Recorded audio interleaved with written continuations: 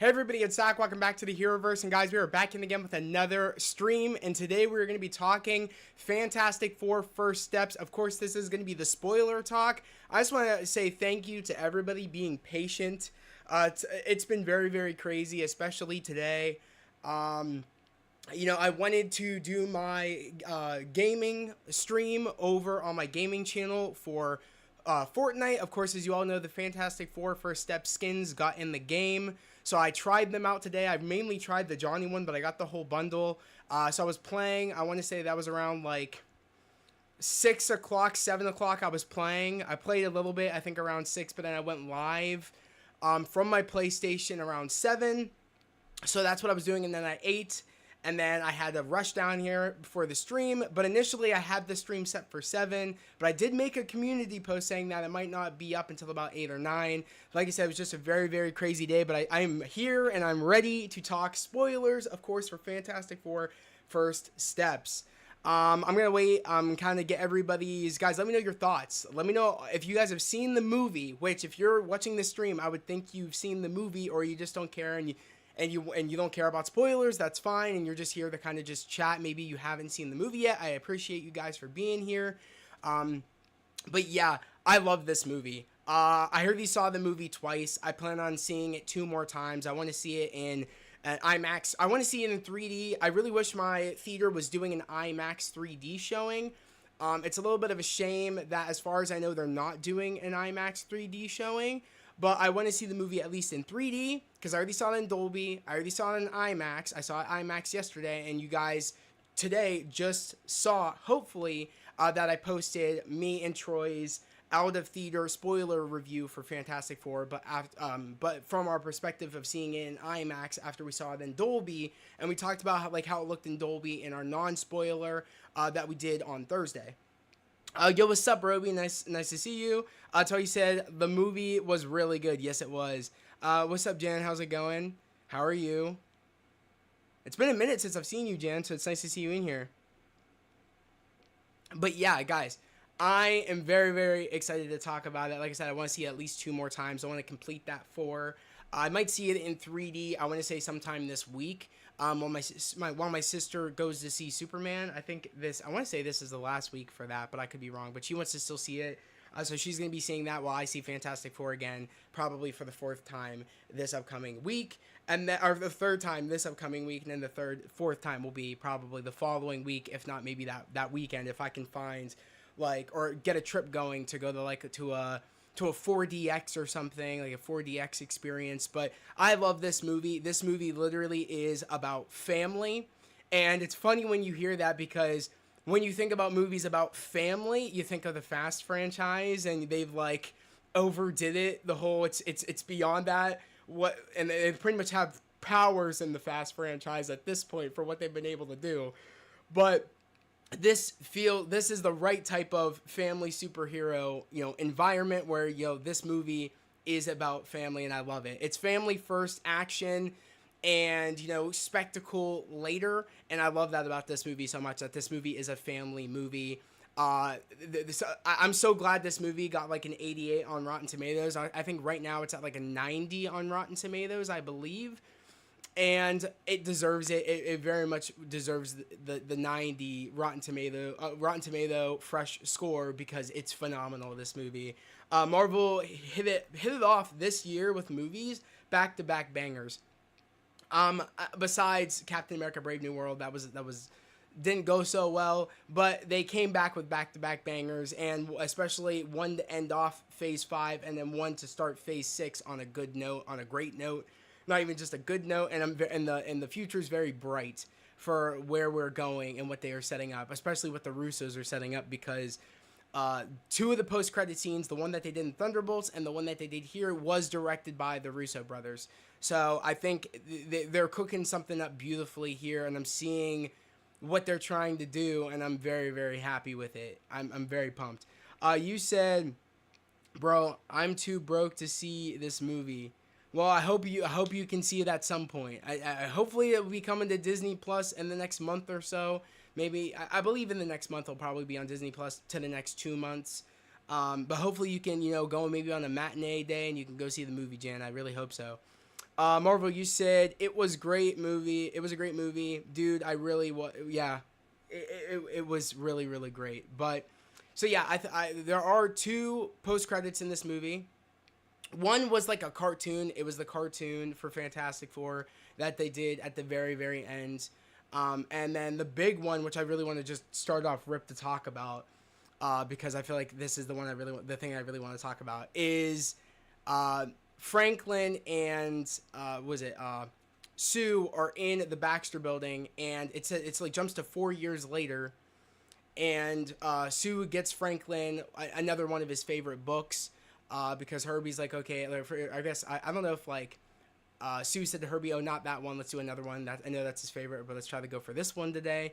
And then because you can hear a teleport noise, but as she comes into the room, you see a man in a green hood holding the mask, talking to Franklin, and Franklin has his hand reached out to Doom's face. We know it's Doom. I flipped out. I couldn't believe it. I know it's funny to me is that Doom. That was my theory going in. I'm amongst probably other people's. I'm not even gonna say that was my I was the only one that came up or thought that we were gonna have Doctor Doom show up at the end of this movie. We kind of all thought it, but I was like, I have a feeling, especially after I heard the Russo brothers were doing the post credit of Fantastic Four, I was like, I think we're gonna see Doom. And then that moment where she walks around the corner, and it's a corner of the TV of the television in the living room. As she's walking around, you see Doom literally on. Crouched down, talking to Franklin while Franklin is touching his face while he has his mask off. And I was like, oh my god. Holy shit, I can't believe they're doing this. This is so fire. Of course, we didn't get a good look. We didn't get a look at who's underneath the hood. But at that point, I feel like it most likely is RDJ. And the reason I think that is that I think they are building up a Doctor Doom from this universe, because they made hints to earlier in the film for the Future Foundation when Sue was talking about the deals that they made with Mo-Man, and kind of like the peace treaty and stuff, and kind of getting the World Council involved with, they call it the Future Foundation. We see the Latveria flag, and the Latveria seat is empty. And I was like, okay, clearly Doom ain't having it. He doesn't like what they're doing. He's kind of staying where he is. And I feel like with everything happening with, Galactus wanting Franklin and kind of everything, and then, the Fantastic Four telling the world that, Galactus wants our child and if we give him the child, then our world gets spared. And they weren't having it. The Fantastic Four was like, we're not going to give up Franklin. We're not going to give up our child to save the world. But we're not gonna risk the world for our child. We're gonna try to save the world, which is our family, and I like that element. I like that element a lot. But I want to say though, the thing I really really liked is that at that point when they're telling everybody, I was like, okay, so clearly Doom must realize, and I'm just gonna put two and two together here. Okay, why does Galactus want this child? There's more to this child. And in that 4 years, I bet you he probably finds some stuff out, and he's kind of cooking up some things. And then that's when he goes into, the Baxter Building and goes to Franklin, because he must know that that kid has powers and stuff. So I just know what they're doing here. And I feel like that was them kind of saying, Matt Shackman kind of saying, the Doom we are getting is the Doom that's here. I feel like that wasn't just oh, look, a fun Easter egg. I think no, clearly this Doom is Doom, probably at this point is very kept to Latveria and kind of to his own self, and keeping it with his own people until the events of Galactus. And that kind of, I think, beyond some other stuff of some flashbacks that we probably will get in Doomsday, kind of knowing what maybe this Doom has been up to, if it is the same Doom of this world, and that's kind of that's Tony Doom, I feel like it makes sense. Especially to build this rivalry here, I feel like it makes sense to have the Doom that's Tony be from this world, and that's the Doom that we're gonna have in Doomsday and Secret Wars. You said it was great. Yeah, I heard the thing was overshadowed. What do you mean overshadowed? The post-credit scene had me tweaking. Yeah, Roby, it was insane. Marvel, you said that first post-credit was perfect. It makes sense that you don't see Doom's face and it's just him there holding the mask. Absolutely perfect. Exactly. We didn't need to see the face to get us hyped. It was just enough to have him there. And it's like when people take their masks off when they're scary masks, especially around children. It's to show children, oh, you don't need to be afraid of me.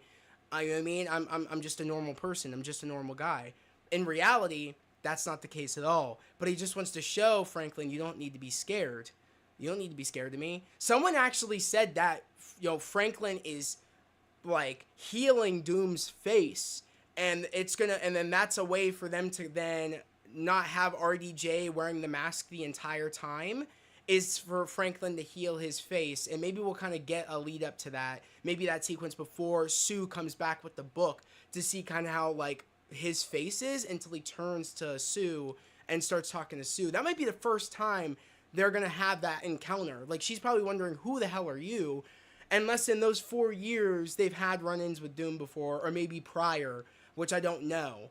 But I do think it's insane, and it's not a far-fetched theory that maybe Franklin is healing, Doom's face. It's not a far-fetched theory because, Franklin did bring back Sue when Sue did die in the movie, which was insane. That was an insane thing where she was literally giving up she was using all of her power to push Galactus into the rift, into the portal, to kind of get him away from Earth, which was just insane, and just shows how powerful Sue is, which I did like a lot.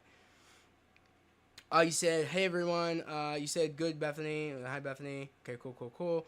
Maybe it's RDJ stunt double. Well, yeah, I definitely think it's that too. That it could be a stand-in for right now until they probably film those sequences. It very much could be a stunt double. Who knows though? It doesn't take away the factor of that Doom's right there. But I do think that, and it makes me think even more, the fact that they had the Latverian flag and Doom wasn't there, or no one from Latveria was there, goes to show how very much Doom keeps, says to his people, you stay here, I'll protect you, you're my people, but, you know what I mean, we don't care about what's going on with the rest of the world type deal. Until a Galactus, I can feel like he's like, okay, I need to start my grand plan, or there's something interesting here. If there's threats like this, I need to then start my grand plan and protect the multiverse from threats like this, or in his own way of, him thinking that to save the world, he needs to become the king of the multiverse type deal. So I see what they're doing, and it makes me think even more that RDJ Doom is the Doom from this world. I feel like just with them, I don't think that was just just one of those fun Easter eggs. I've seen the Latverian flag. I think that was them kind of confirming the Doom we are going to get in Doomsday. Because why then would they show this Doom if that's not the Doom we're going to get in Doomsday? See my point there? I have a feeling. I'm very, very excited to see what they're cooking here. Maybe it was, I read that. I wanted more Silver Surfer. Jamigi, I think they did. See, and that's the thing that I love, is that there's still opportunities for us to get Silver Surfer, even though Silver Surfer pushed Galactus, and kind of did the final blow while Sue was doing a very, very great job pushing him back into the rift. But it was because of the fact that once he got in, he tried getting out, because that's how powerful Galactus is. I thought for sure Johnny was actually going to do that sacrifice and do that final push to get Galactus into the rift. I thought for sure we weren't going to see Johnny again until it would be like a Monica Rambeau type situation at the end of Captain Marvel. I really thought we were going to have a moment like that to kind of spread out our heroes, so that way they can start things from the other end. And kind of for instance, maybe for Monica being over with the X-Men, that's to kind of we have someone on our side over with the X-Men. But for someone from the Fantastic Four universe going to our main 616, we have someone over there from the Earth 828 to be familiar with, that can talk to the Avengers, to kind of see when the Fantastic Four come over, to be like, hey, they're trying to help, this is my family. But they didn't do that. They made it where Silver Surfer, it looked like they both could have died, or we don't know really where they are, but we know they're not dead. And that's what I like, is that they're kind of dealing with them by they set this movie of getting them away from the Earth to protect the Earth. But where did they send them? There's questions, but that's not the last time we are going to be seeing Galactus and also seeing Silver Surfer, especially Shia LaBeouf's Silver Surfer, which I want to give a huge shout out to Julia Gardner, because holy shit, she killed it. She did an amazing job. I really, really do feel like I enjoyed her Silver Surfer, and enjoyed what Matt Shakman did with Silver Surfer in general, because because honest to God, by this variation of Silver Surfer, I think is a thousand times better than what we got in Fantastic Four: Rise of Silver Surfer. What Matt Shakman was able to do with the character and the way she was able to move the board and surf. She surfed on a black hole. You know how dope that is? She surfed on a black hole and she was able to like jump into the light speed like type deal that they had with their ship when they were in like hyperspace. She was able to like get in there and then surf on like the waves, which was insane. Like what they had her doing in this movie staples her as my favorite Silver Surfer. And I feel like if you would have had both of those Silver Surfers going up against one another, I'm team Shia LaBeouf, because Shia LaBeouf would wax Norrin Rad from Rise of Silver Surfer. Like, I'm talking kick his ass.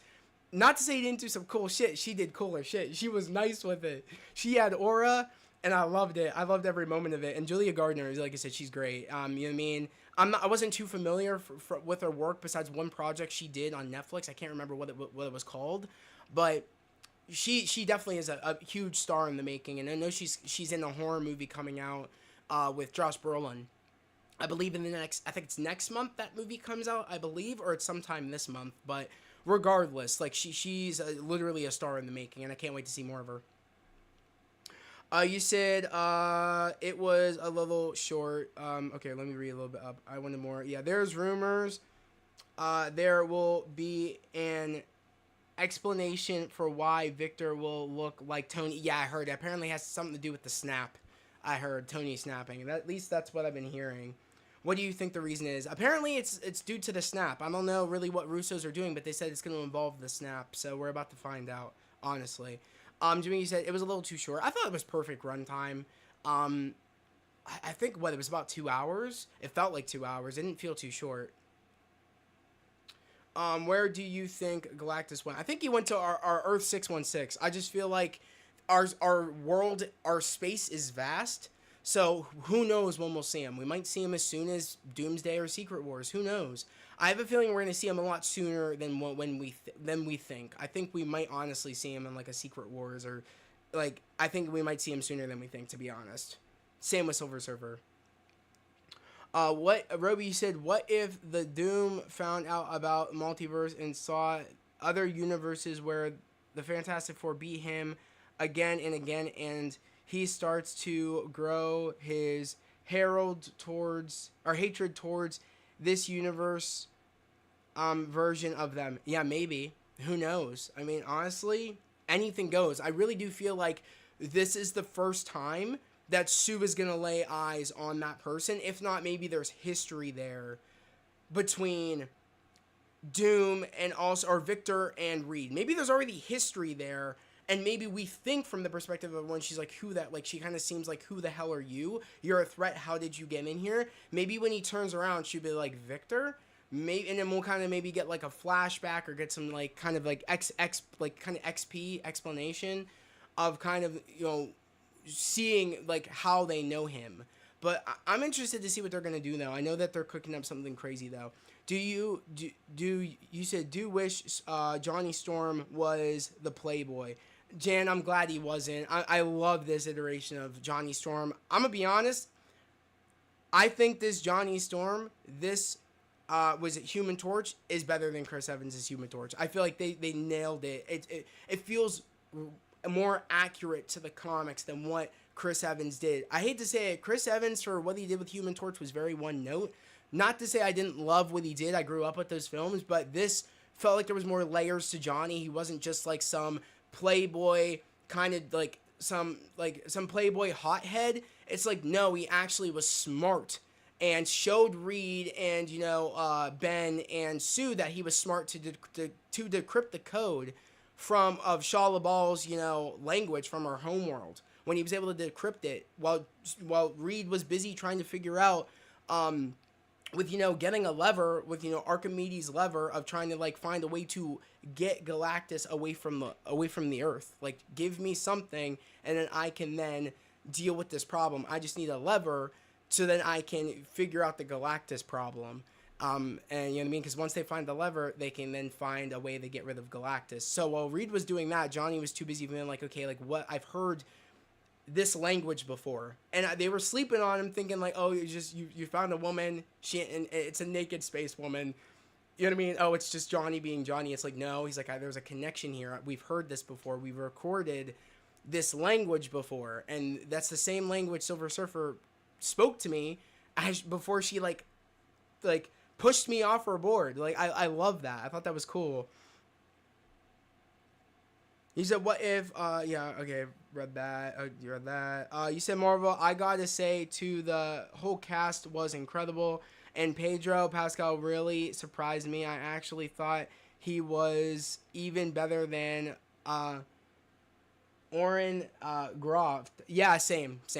I agree, 100%. He actually felt like there was more layers to him, and you actually saw his smarts being, like, being shown, like actually being displayed, and he was actually coming up with cool equations and doing things. Yeah, I really feel like it felt right here. It felt perfect.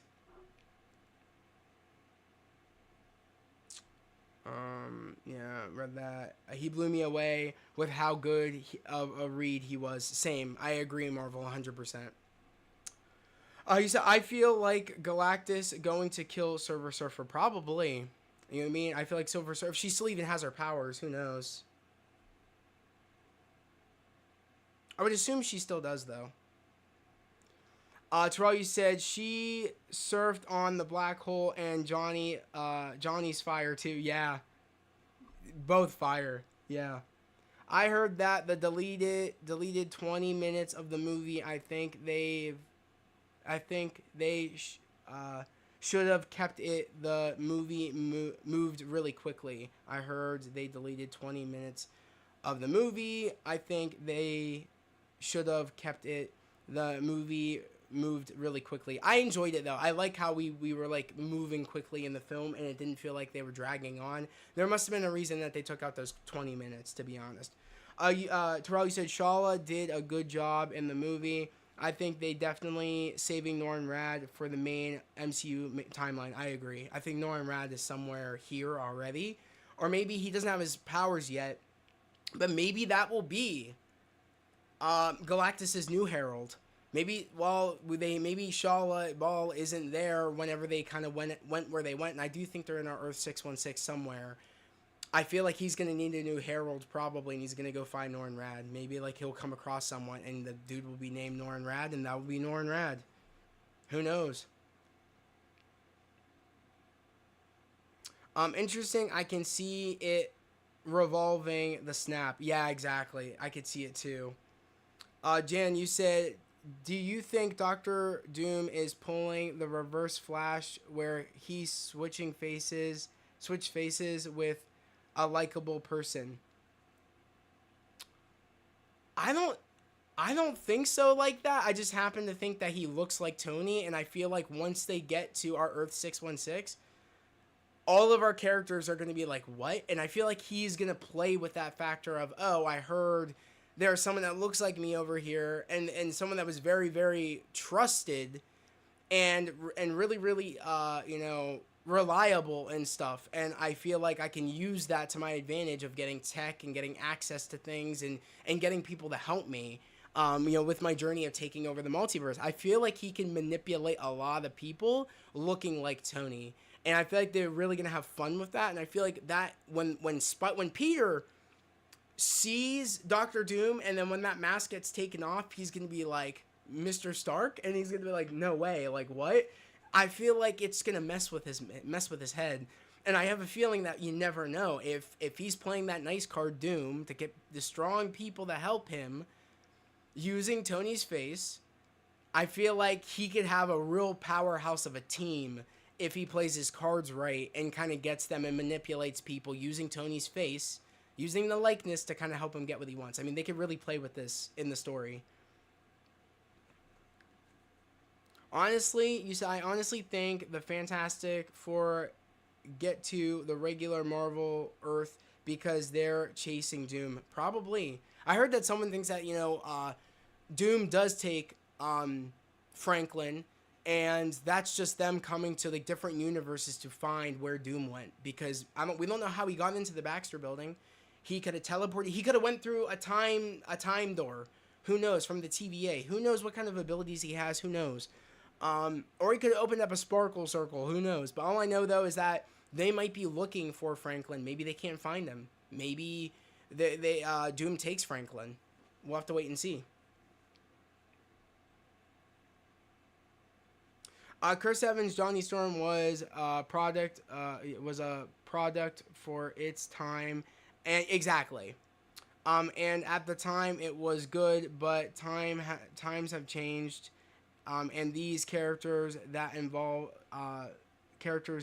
evolved past and elevate of what the 2000s movies did. Exactly, like they elevated it, but they also made it feel more comic accurate. Especially this movie felt like the earlier Jack Kirby comics, and I love that. And I mean, Matt Shackman has said that like that's what they kind of used as a template for this whole movie, it being in like a 60s / Jetsons type world, and them kind of having those vibes for the earlier comics, and you feel it all the way through this movie. Yeah, what do you think was involved that footage that was cut? I have no clue. Probably some more. Maybe we got to actually see some of these villains from their roster. Some of the ones they mentioned, like Red Ghost and some other character mentions, like villains that I can't even think of on the top of my head. We saw Mole Man at least, and we also saw, can't remember, the first villain that they fought in the first Fantastic Four comic. We saw that, and that looked incredible too. And they actually wore their earlier suits with the black and the white, which I meant with the black and the blue, which I really, really like, with the black collars. I thought that was really, really cool.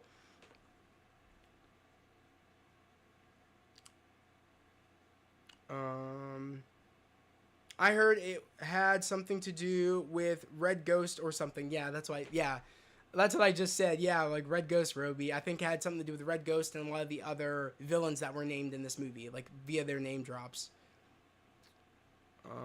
Seems the way, Chris, great job. Yeah, the audience has become so savvy. Yeah. Johnny Storm was still a ladies' man, but he was smart. Exactly. That's what I like. The ladies' man element was not, like, it wasn't gone. It just felt more modern, but also felt how it would be in the 60s. Johnny was very respectable in terms of, like, yeah, he says women are hot and all this stuff, but he's not such, like, a hothead, but also, like, very super souped up ladies man. Like, they didn't do it like that, which I appreciated. And he was smart, and he was capable, and he was selfless, and I liked all that. I really liked this iteration of Johnny, and it felt very much like this is the Johnny that, you know what I mean? Even though I love Chris Evans as Johnny, I feel like this is my new favorite Johnny. Joseph Quinn is my Johnny Storm. Same with the rest of the cast. Like, this is my Fantastic Four because it felt right. They executed it right. It took some time to get there, but they got it right on the fourth time's a charm. They got it right. Lazy man, but is smart and really capable. The team slightly brushed off Johnny because of his unserious antics, but he proved them wrong. He was the second MVP, 100%, Terrell. You're 100%. Nate, you said, what's up, Zach? Just saw the movie last night, and I want to see it again. Been looking forward to seeing Galactus on the big screen for a very, very long time. I agree, especially after we got that cloud, that fart cloud of Galactus, in the 2000. I think it was like the 2000s. I think it was 2000 and somethings. Fantastic Four: Rise of the Silver Surfer. So I'm glad they did it right. And what a great movie! What a great cast to bring Galactus. Like, everything felt perfect. It felt very comic accurate. No better movie to bring the right Galactus in a movie. Marvel said, I couldn't believe it. 2 minutes into the film on Thursday, the fire alarm goes off at my showing. I and all of us were so upset. I literally yelled out, "Are you freaking kidding me? That sucked." Well, yeah, I bet you it did. I would be upset too. That sucks. Hopefully you didn't miss too much. Hopefully they kind of just turned off the screen and then, you picked up right where you left off. Thankfully, though, it didn't happen again. And they just started over, and we saw it in full. Okay, so they just started it over. Okay, from like the beginning or like right where you left off. I think the next Spider-Man post credit will be a scene where the he get confirmed. Wait, confronted by Sam's new Avengers telling him about Doctor Doom. That would be fire if they go to Spider-Man and they're like, "We need your help." Oh, bro, that'd be fire, bro. That'd be sick. Marvel, you said, yeah. Did you notice that Reed had some TVA tech? It looked like some TVA tech, and I did notice that.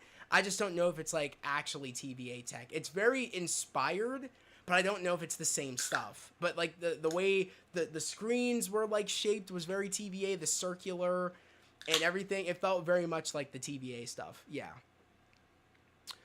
You said, who was John Malkovich going to play? I have no clue. Great question.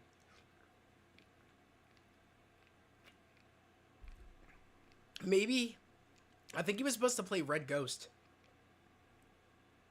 Marvel, I'm pretty sure, because he had the beard and the long hair. And if you watch the end credit in the cartoon, the 60s cartoon, they fight the Red Ghost in his band of apes. So it makes sense that I think that was supposed to be John Malkovich's character. I believe. Oh no, Marvel, that's nuts. Yeah. Nate, you said the only part of the movie that made me go, was Johnny learning the entire language in a few days, but I rolled with it. I loved the movie overall.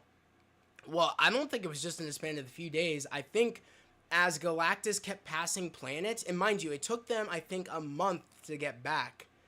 The Fantastic Four, when they went to go fight Galactus, I think a whole month went past. So every time Galactus passed a world, a planet, that was a month going by. I know. I did watch John Campia's review just to see what he had to say, because I feel like lately he's been like trashing things. I just want to hear what he had to say. He said that was the one thing, he's like, it didn't take him out too much, but he's like, the one thing I wanted them to kind of specify was how, like, showing time going past, like how much time has gone past. And we see Halloween, we see Christmas, we see a ton of stuff. And I do think that every time Galactus passed the world, Johnny was still working on that code. So it took a while. I think it took about, I don't know exactly, but I want to say it took at least 3 months, maybe 2.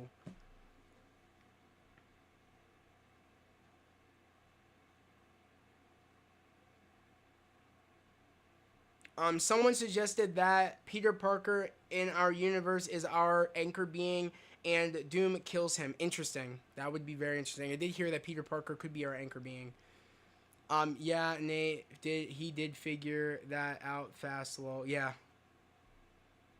I also like how that the beginning of the movie was actually the end.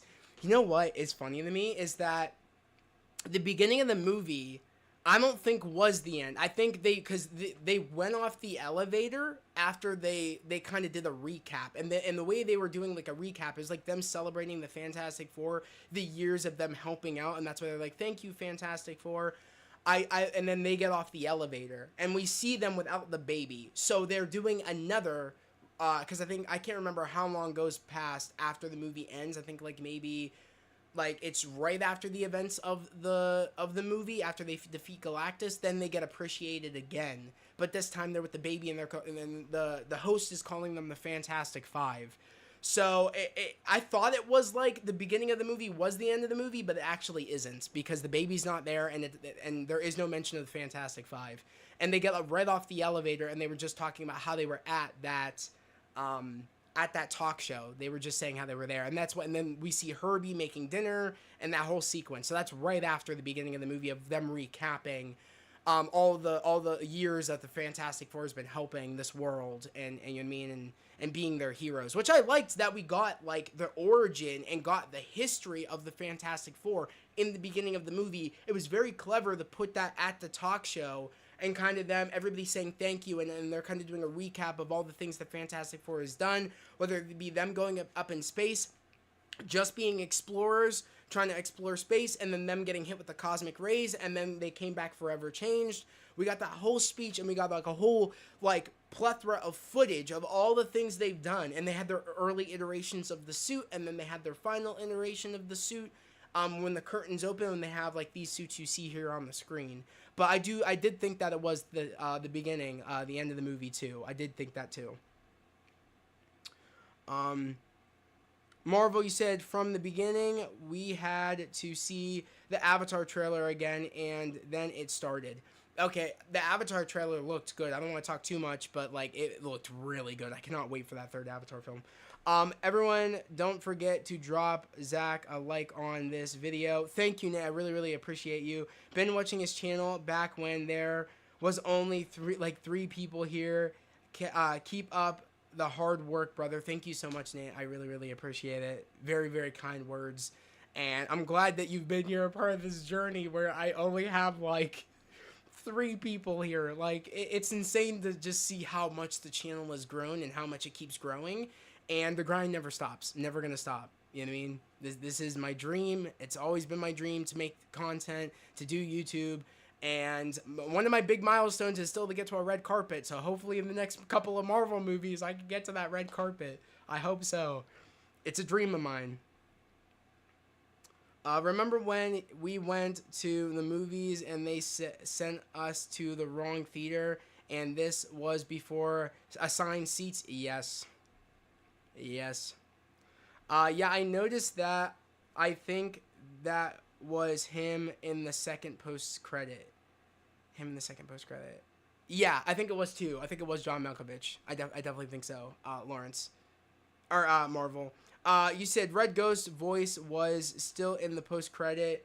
The director explains why they took him out the start of the movie. Okay, cool, Lawrence. Thank you. I hope when it comes on to Disney Plus and Blu-ray, they let us see that cutscene. I think so. They'll probably put it in the deleted scenes. I don't doubt it. Lawrence, you said, did you like Superman 2? I didn't go see Superman because it just wasn't my cup of tea. I didn't like what I was seeing for it. I did see a lot of like clips and leaked, or not leaked. I saw pretty much the whole movie via TikTok. And I said to myself that even when I wasn't going to go watch the movie in theaters, I said I'll still watch it when it gets to Max. But I don't know. It's still not looking like it's for me, like it is for most people.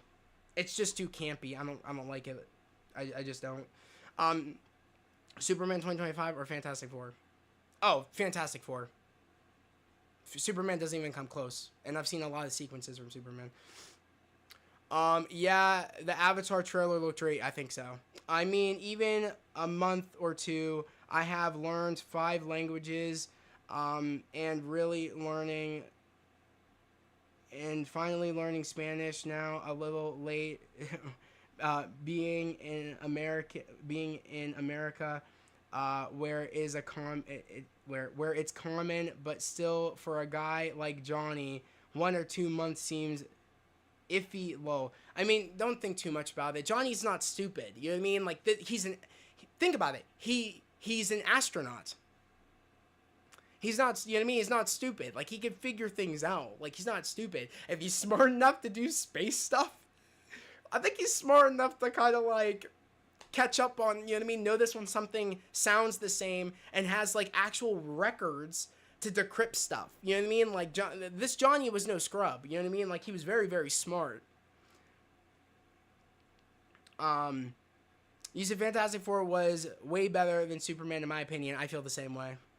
And that's not, and again, it's not taking away from anybody. It's just my personal preference. One time when I was seeing Oppenheimer for like the second time in IMAX, they played a Queen of Rock concert, and I had to go ask them to fix it. Okay. Superman has 5 acts, lol. Okay. I don't know like what that means, like 5 acts, lol. Where does Fantastic Four First Steps rank amongst the multiverse saga movies? I don't know. I gotta put it amongst some stuff. I can't think on the top of my head. I actually wanted to do like a ranking Another Marvel ranking again of all the Marvel movies and kind of see where I would put things, but I don't know. It's a lot to do that. I don't know. I think amongst when I'm thinking multiverse movies, we're thinking about Quantumania, Spider-Man: No Way Home, Doctor Strange and the Multiverse of Madness. I think it's on top of all of them. Personally, probably if we're talking multiversal movies, I think it's at the top. And then Spider-Man, and that would say Multiverse of Madness, and that would say Quantumania. That's probably how I'd rank those if we're talking multiverse movies. Both were good. Both were good though. That's good, Lawrence. I'm glad you liked both. They had to take Malkovich out and a few others out because of the pacing in the first act. Yeah, honestly, I feel like it would have dragged it out. They kind of wanted to give you a sum up without feeling like, okay, this is a lot of what is it? A lot of what's the word? There's a word for it without giving you guys a lot of exposition. Yeah, a lot of exposition. They didn't want to like bombard you with exposition and make you be like, okay, there's a lot of kind of like catching us up to what's been going on. They did a fun way to do it, but they just wanted to speed it up, and I don't blame them for that. They had to take. I read that. Johnny is smart, just Johnny. Johnny is smart, just a playboy. Wait, Johnny is smart, just a playboy. Wait, what do you mean? Johnny is smart, just a playboy? Yeah, he's not. He's not. You know what I mean? He has smarts. Like they're not. This version of Johnny is not the. Is the most accurate Johnny that we've got out there. I mean, what? Like I said, it was dated for what Chris Evans did to kind of just be some ladies' man. You know what I mean? And a hothead. Like he literally was a hothead. Like him and Ben would fight like every 5 minutes. Like this is the most accurate Johnny Storm and cast of the Fantastic Four we've ever gotten. Like this is legit like perfection, like down to the minute detail. And I believed every moment that Johnny could like decrypt something. It took months to do it. Like it wasn't just like 4 days. Like, you know what I mean? It took him the span like of Galactus getting closer to the Earth before he could even like finish the decryption. Like Galactus, I believe, was already in Earth's atmosphere by the time he finished that decryption. Like, it's not too far-fetched. I actually thought the runtime was great. Same. I didn't think that we needed... I mean, I would love more, but that wasn't like, oh, this was too short. There should have been an extra, like, 10 minutes. I didn't feel that way. I was like, this actually feels perfect. I saw both 3 times now. I saw both 3 times now. That's cool. That's cool. I still need to see Fantastic Four a 3rd time. I'm going to be seeing it in IMAX. Hopefully sometime this week. I love the banter of Johnny has with Reed and Ben. Yeah, it's great. It's like fun banter, you know what I mean, that they have in this. It's not, and I even said it in my spoiler review. I was like, I like the banner here because it feels like they're family. It's family banner. It's not I hate you banner. And we got a lot of the I hate you stuff and anger stuff in the first movie, and just a lot of like, it felt like, yeah, it was Johnny teasing him. It felt a little bit more teasing in the 2nd movie than I would say the 1st movie of the original Fantastic Four. But it feels like they actually felt like a family here. It was family first. Like it felt like family first of this movie. It was just a family movie, and that this it wasn't even just like a team. It was a family, and that's what that was. That's what this movie is. It's a family movie with action and everything in it, and that's really what the Fantastic Four is. And I loved it. It was like funny banter between Ben and Johnny when they would like, especially when he was like flame on with the toy that came in his Lucky Charms box, and he said flame off. I loved it. It was funny banter, and it wasn't like, it was just great. It was perfect. It really felt like a family. It really felt like, honestly, like 2 brothers, like, you know what I mean, like messing with one another. It was like really, really funny.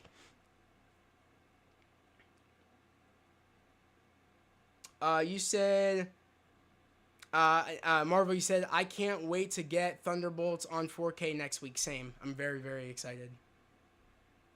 Lawrence, I would love, say, the top 5 movies of 2025 so far: Sinners, Fantastic Four, Superman, Lilo and Stitch. That's a good list. That is a great list, Lawrence. I really like that list. It's dope. I definitely think Sinners is still my number 1. because I put Sinners in the horror movie category. And I still think overall it's still it's the best movie of the year in general. And I think at the number 2 spot is definitely Fantastic Four in the superhero movie category. But even say it's just a movie, I think it's second on my list, then Thunderbolts. And then honestly, I don't know what else. I haven't really seen too much besides that. But I think that's my list so far of the year is definitely Sinners, Fantastic Four, Thunderbolts. That's my ranking so far of the movies of this year. Sue giving birth in space was wild. Yes, Sue giving birth in space after just hearing that Galactus wants your child, and Galactus is telling the Four, oh, like your child is gonna take my place and will end my forever hunger.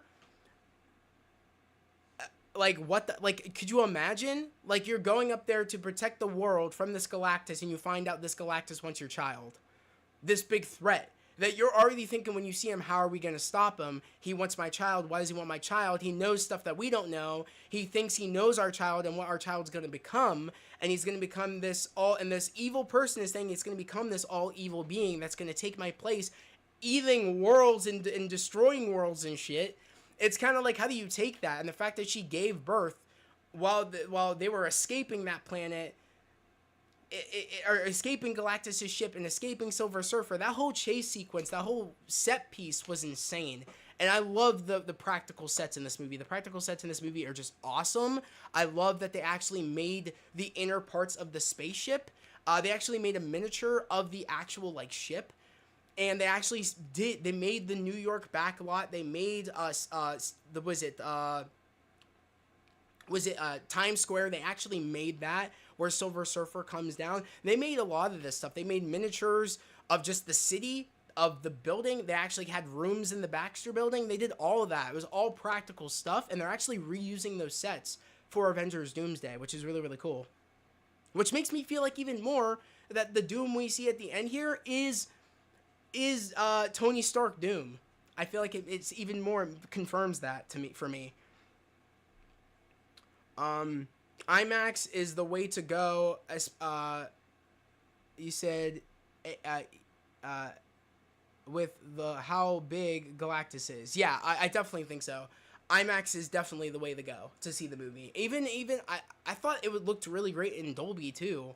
I definitely think, though, I was actually surprised that the ratio for IMAX stayed the same. There was no bars. The whole movie was shot for IMAX, and I didn't know that. I thought we would get, like, the open sequences, like those bars going to IMAX, like, you know, the screen widening when Galactus would be on the screen, but it turns out the whole movie was shot for IMAX, and I was like, wow, like, holy crap, you really get the scope of this world in IMAX via the whole movie being IMAX, and you really feel how big this world is and how, like, beautiful and, like, and just special this world is and unique. I really loved that. They really used that IMAX as, like, a character in itself to really, like, immerse you in this world that they actually built, like, which is insane to me still.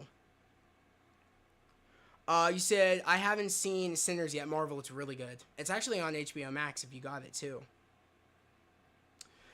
He said, that chase when they first met Galactus were the best scene. Oh, best scene. They were great. That whole chase sequence of them leaving Earth to go to Galactus, to find out about, you know, why they find out that he wants Franklin, for them to escape, and them realizing, like, why does he want Franklin? He doesn't have powers. Why is this being saying he has powers and he's gonna take his place on that throne? Like, what? Like, you know, you could really tell Sue was scared and saying that things are going to change. We have this being that wants our son, and is saying that our son has these abilities that didn't pick up on your readings.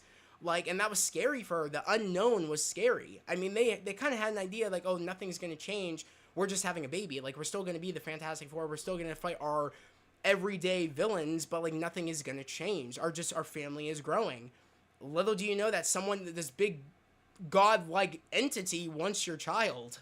You know what I mean? It's like, and has this herald that it will stop at nothing to get the child for Galactus.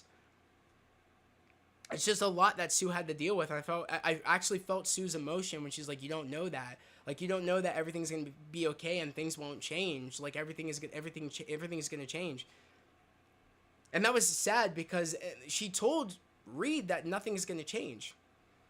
Like, we're still gonna be us. Nothing's gonna change. But it's like, at that moment, like, everything changed. It's just, I like that character growth. Like, I think Reed really grew from that moment of, like, thinking, like, oh, things are gonna change now we're having a kid. And then Sue saying, no, everything's gonna be okay. And then it's switched after the events of Galactus. He's like, no, honey, like, things will still be okay. Everything will be fine. And, like, you know, trying to reassure her, but she's like, no, like, everything is unknown now. Like, I think things are gonna change. You said, Lawrence, she said, I really loved the space, and wormhole and black hole part. Same. I really loved that chase sequence. Nate, you said a few of the moments with Sue Storm made me tear up. Not gonna lie, same. That moment where she's like, oh, you don't know that, and she was like crying as she was giving birth, that was making me tear up. When she named their child Franklin, that also made me tear up because you saw the look on Johnny's face. It's just that made me tear up, and then I forgot another moment that made me tear up.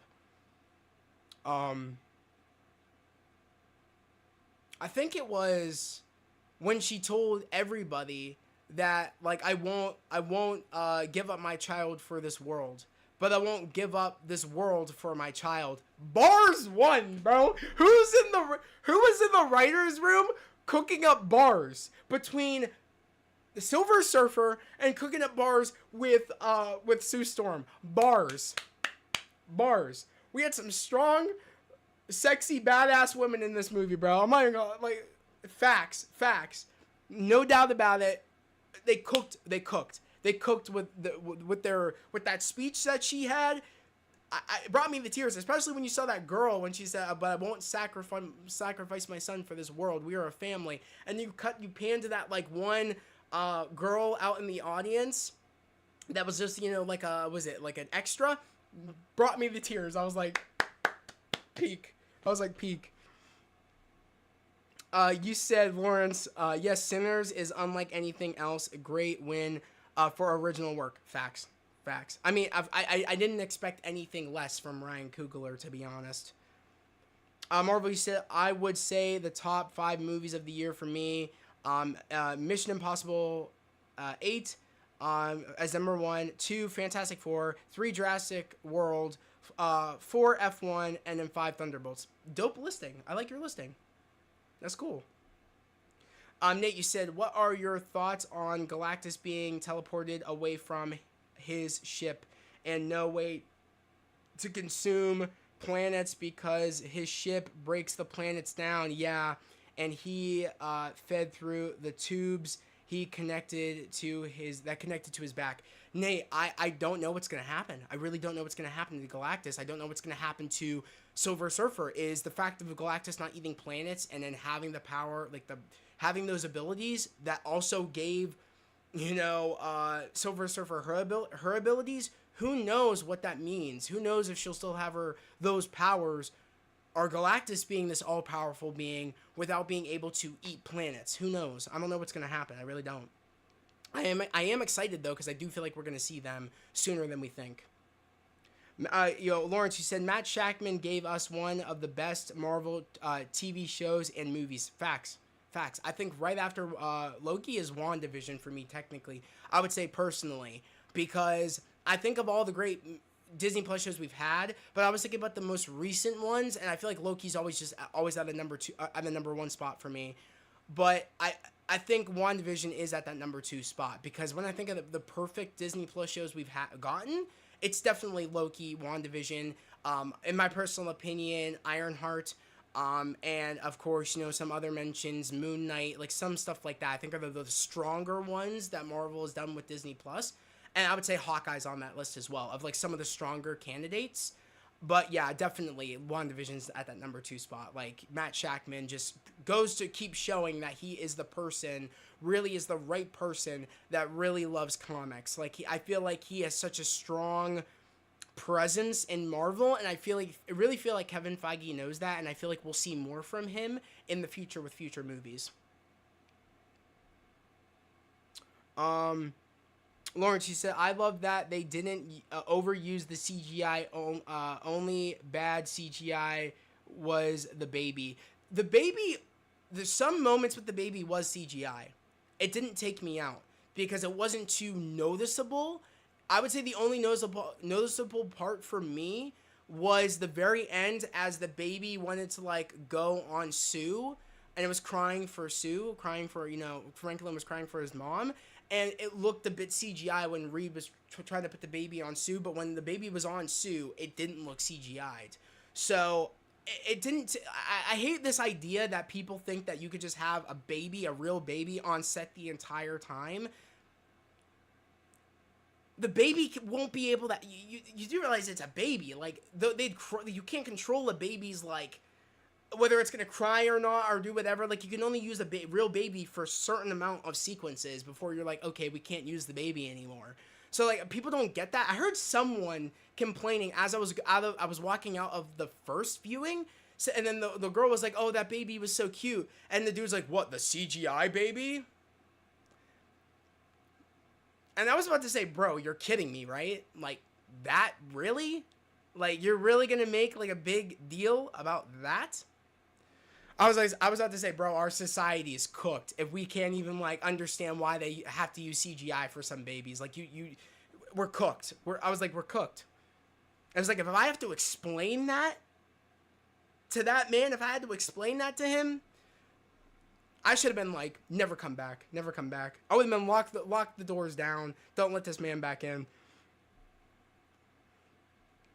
I would have liked to see Reed use more constructs like he did in the Fox movies. I would have liked to have seen Reed stretch more, but I feel like we got enough between the flashbacks and some of the stuff where he was working at the chalkboard or he was using the miniature bridge with the egg when Johnny was in the workshop in the lab, like when you saw him stretch his arm across to grab glasses or to do something or pull a lever. I can't remember.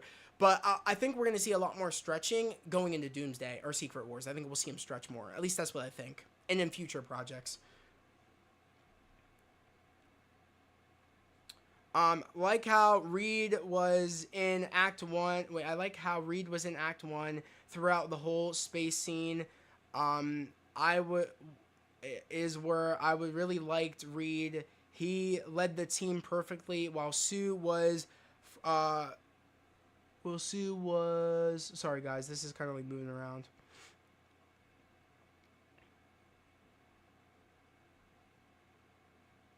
No, read that. Well, I lost my place. Where are we at?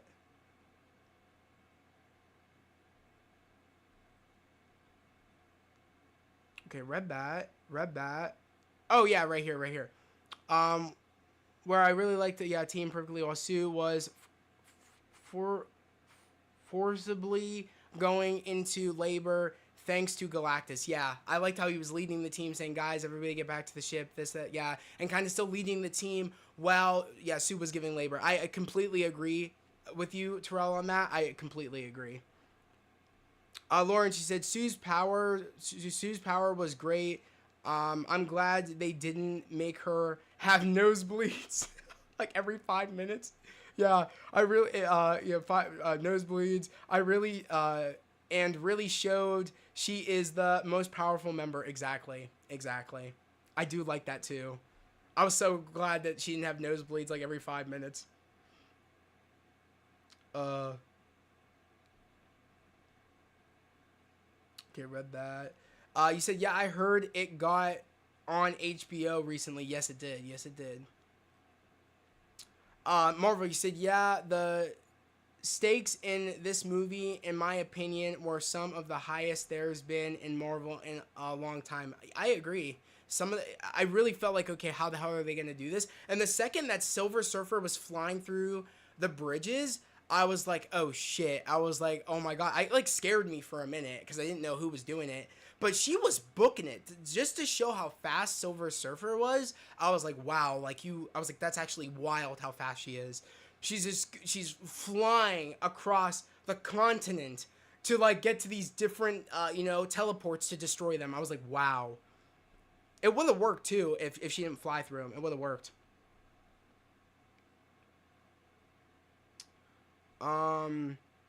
You said, Morobi, do you think Galactus is going to be the villain for the future Avengers movie with how they ended this movie? Possibly. I definitely think so. I think there's a big chance. If not, we see him sooner, and maybe it won't get like we could see him in Secret Wars. Who knows? I don't know what their plan is.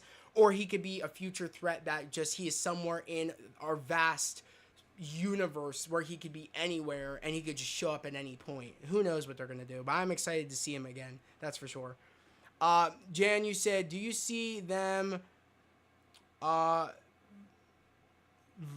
forget how do you spell that. Vans saying Vanessa Kirby wasn't hot enough to play Sue Storm. What? Jan, those people are dumb. They are dumb. If someone is saying Vanessa Kirby was not hot enough, what? She is gorgeous. She is stunning, Vanessa Kirby. She is, like, stunning. You know what I mean? Like, and that's beyond hot. Like, when you say someone is stunning, yeah, bro. Like, they found someone perfect to play Sue Storm. She was stunning. And I always knew when I first saw Vanessa Kirby's work from Mission Impossible Fallout, I was like, I'm gonna keep my eye on you because you have I could see you, like, you have a strong future in acting. She's just, when I thought she was really striking and just really beautiful when I saw her in Mission Impossible Fallout. I was like, wow, you're like, wow. I was like, so the fact that she's Sue Storm in a Marvel movie, I'm the happiest person in the world. She's great. Terrell, you said one of the writers for the movie wrote Avatar: The Way of Water. Oh, really? I did not know that. That's great. Avatar: Fire and Ash will be the biggest movie this year. Oh, I think it's going to be crazy. I can't wait for that movie. It's going to be great. Marby said Superman is probably at number 6 for me. Yeah, I bet you if I did see it and if I had to put it on something, I have a weird feeling. I mean, not even a real feeling, but I feel like a number 6 would be accurate. If not, maybe lower if I see more movies in the year and if I prefer them more than that. But yeah, I feel like that would be probably where I would put it, Marvel. You said, I wonder if it'll end up in my top 5. Lawrence, you said, I wish they would have had a post-credit of Galactus chasing Silver Surfer through space. That would have been cool. I don't think James Cameron has ever let us down. No. I mean, he's made back-to-back to upcoming back bangers when it comes to Avatar. Like, I feel like when it comes to those movies, he's not going to fail. Like, they're great. And I had more of an... You know what's funny is that when I was younger and I first saw Avatar 1 in theaters, I thought it was like... I just didn't have an appreciation for it. I kind of thought it was dumb. I didn't really understand the messages that they were trying to tell until I rewatched the movie, years later leading up to the second movie's release. And I was like, wow, like, I can't believe I missed these messages of what James Cameron was trying to say. I was like, we're really destroying our world. And that's really what Avatar 1 was about, was like, the people of Earth destroyed their world just to go to a different planet, to destroy their planet to save their world. And and especially about people that really had a respect for their world and the environment and everything. It just, yeah, like, strong messages in the Avatar movies, really. And I love that James Cameron just isn't afraid to speak out about stuff like that. It's great. Okay, read that. Just had a thought. Do you think Galactus not being able to consume planets will weaken him, and in his weakened state, Doctor Doom finds him and takes advantage of him, maybe take his powers. Power God Emperor Doom. You never know. I mean, honestly, possibly, because without eating planets, Galactus is gonna... I feel like those abilities he has are gonna deplete. That's what he does. That's how he gets strong and stuff. I feel like, yeah, that's a problem. You said, Terrell, I heard that you can't use baby for a super long... use baby for a super long it because of child labor laws or something similar to that. in regards to their safety. Exactly. There you go, Terrell. Like, I hate when people are all like, oh, like, if you probably could use a baby for a long period of time, and if they actually were, like, able to, like, act, like, you know what I mean, and have control of that, then yeah, probably they'd use them all the time. But, like, no. Like, I just hate when people, that's nitpicking at that point. That dude was legit nitpicking, and I'm sorry, that baby was cute. That baby was cute. Even if part of it was CGI at some parts, they really had a practical baby there, and that baby was cute. So when his girlfriend, I assume, said, "Oh, that baby was really cute," what, the CGI baby? I would have looked at bro, and been like, I would have clipped out. I would have been like, that's not a man you probably want to be with if that's his takeaway. What, the CGI baby? It's like, bro, come on. I know what kind of person you are. You know what I mean? It's like you're one of those bastards that nitpick every fucking thing because. You know what I mean? You want to be different, or you want to be like one of those dudes that say some stupid shit as they're leaving the movie thinking they're cool. You'd be surprised how many people. Apparently Troy heard a dude that said, "Oh, I'm good seeing it once. I'm not one of those Marvel fans that has to see movies more than once." It's like, dude, you're just saying that because you want to be cool or you're trying to be different. It's like, no, we don't need to hear it. I wish Troy would have told me. I'm like, "Oh, you're cool, bud." I would have told the dude, "You're cool, dude. Wow, you're trying to be different." But, you said, what was it? Okay, so in regards to the safety, you said, Lawrence, I think he could fight Doom and Thanos. I think he could fight Doom and Thanos. What, Galactus? Or who are we talking about? Terrell, Lawrence, you said Galactus versus Thanos would be a good pull from the comics. I also think that without the gauntlet, Thanos would get cooked. I don't think he'd stand a chance. If he had the gauntlet, different story. Without the gauntlet, cooked. Whoever said Vanessa Kirby isn't hot clearly doesn't have good taste in women. Well, exactly, Marvel. Exactly. Marvel, you said, I still need to get the Human Torch and Silver Surfer Marvel Legends. Amazon is finally gonna send me my order of the thing. Looks like it should come next weekend or the week after. I hope you get them, and I can't wait to see them up on your Instagram. I saw the Fantastic car. It looks great. Jan, you said people need to stop expecting every actress to look like Sydney Sweeney. Lol, exactly. You said it best. I don't want to be like, Sydney Sweeney is pretty. She really is pretty. But like, I don't know. I hate this.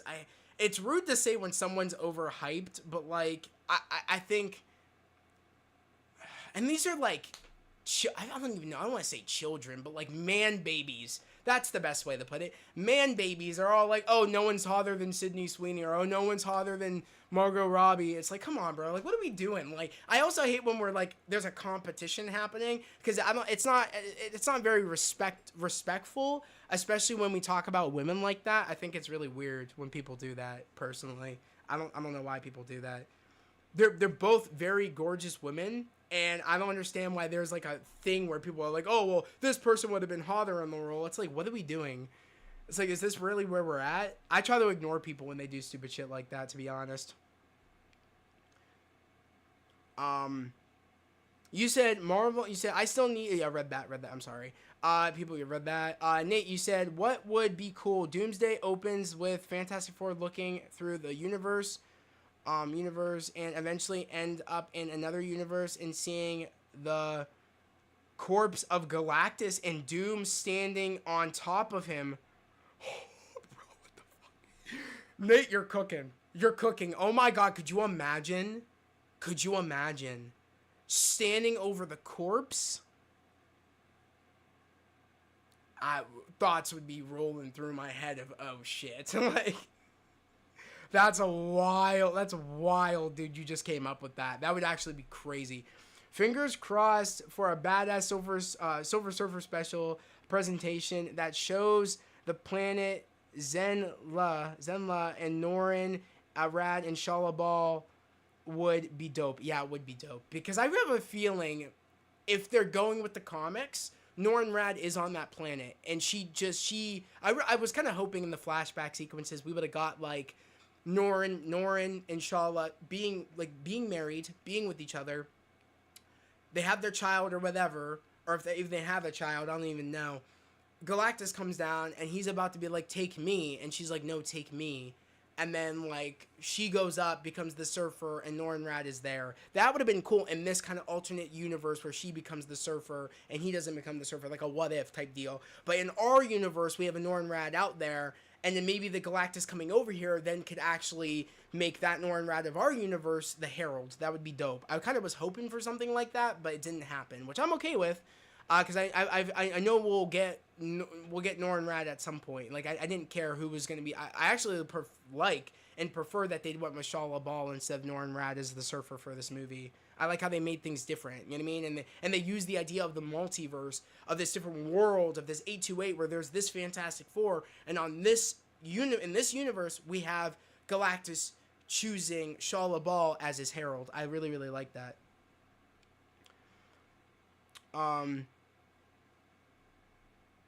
Okay, read that. Read that. Would be dope. The baby was crazy. It reminded me of the Twilight Baby. No, nothing like that in my personal opinion. The Twilight Baby was super CGI. Like, that was a CGI baby. People were like, aw. Yeah, exactly. The baby was cute. Thanks, bro. I appreciate that. Of course. I personally find Madeline Klein from the Outer Banks show a lot more attractive than Sydney Sweeney, but that's just me. I agree.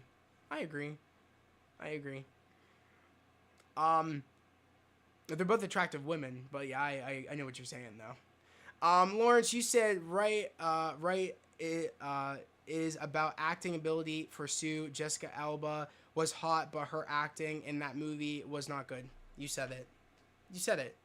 That's all. That's the only reason why people are all like, oh, Vanessa Kirby, oh, whatever, not hot enough, or some stupid shit. Because what? It's not Jessica Alba, but Vanessa Kirby can act very, very, very great, and she's also stunning. But they would be like, no, we just want, like, no, like, that's sad, bro. Like, our society's at that point. Like, it's wild. Nate, you said my Galactus popcorn bucket isn't going to come in the mail until December. Damn. Everywhere is sold out on 2 day.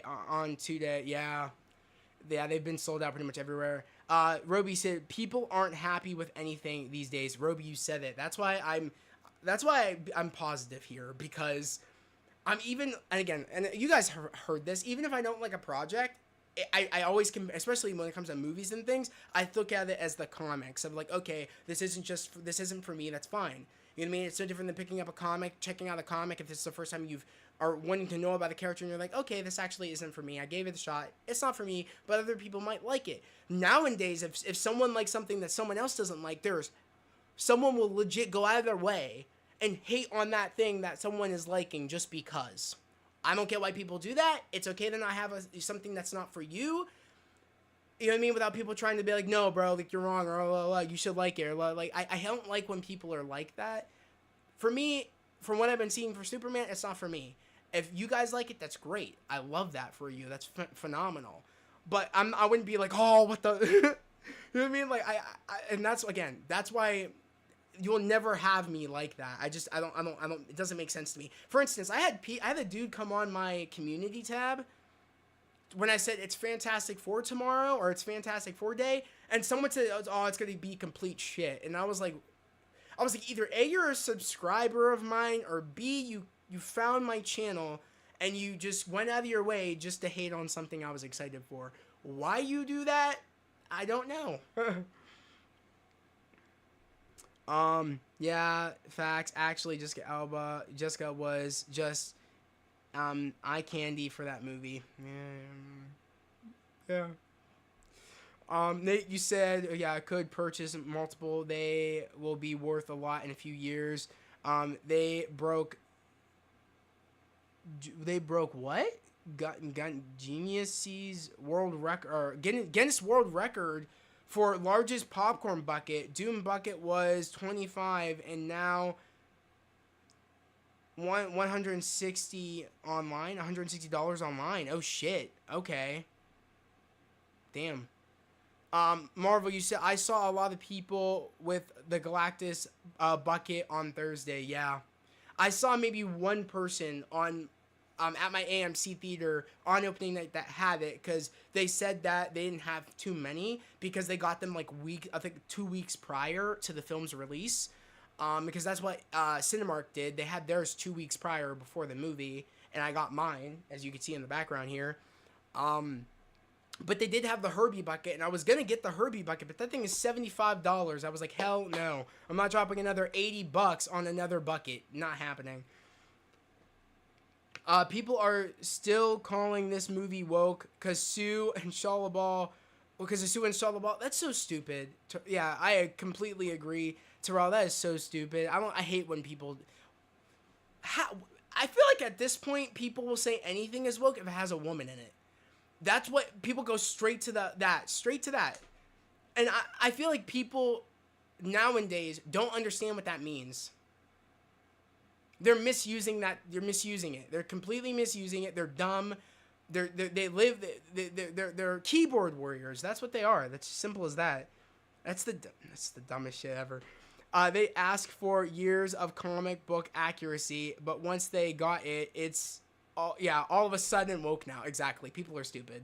But let's not give those people the time of day. Let's talk about some positive stuff. You know what I mean? Like, let's not give them the time of day, because this is what they want us to talk about them. Let's not do it. The Herbie bucket is pretty cool, though. It has a lot of features, and you get a free drink and candy and popcorn. I just realized that. That's why they put it 75. And it also has a projector, and it also sings the theme. I'm not gonna lie, a part of me wants to still go get it, but I feel like that thing might have been sold out by now. But at the same time, since it was 75, I feel like there's more of a chance there'll still be more there. I might give them a call. Maybe I'll cave in if they have any extra. I also have an inside person that could probably get me a free bucket. So, I don't know, but if it happens, it would be clutch. I gotta talk to my friend, because my friend has someone that works at AMC. So maybe I could get a bucket. Who knows? It'd be clutch if they could slide it. It'd be cool. Yeah, I appreciate that, bro. You're one of the only people. You're one of the only people on YouTube that has this much of positive attitude. It's so great to see. Like I said, thank you so much, Marvel, for saying that. I really, really appreciate it. But like, it's one of them things where it's like, I don't get the why someone would want to be so negative and hateful, and like, it's just those aren't the people you want to be surrounded with. To have that kind of community, to like that have that same mindset of just it's good. Like, could you imagine you watch a trailer for something, and the people in your comment section or in your live stream are like, oh, it's gonna be woke again, oh, it's gonna be this, oh, it's gonna be that. It's sad. It's such a sad idea of like, how is that fun for you to like interact with those people? To like the people that just hate. I don't get it. And I always said to myself, if I was ever going to start a channel, that's I would not want a community like that. I would not want to be that type of person that like hates on something that someone likes. Or I've never thought of the idea of like, it's going to be like, what? Like, it's sad. It's real sad. Especially some YouTubers that I used to watch are now like that, which is very, very sad. It's a shame. It gets clicks. That's why people do it.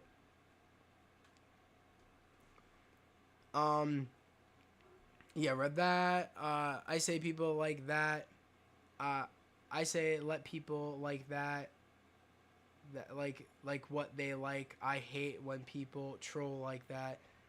I say let people like what they like. I say I hate when people troll. I agree, Lawrence. You said it.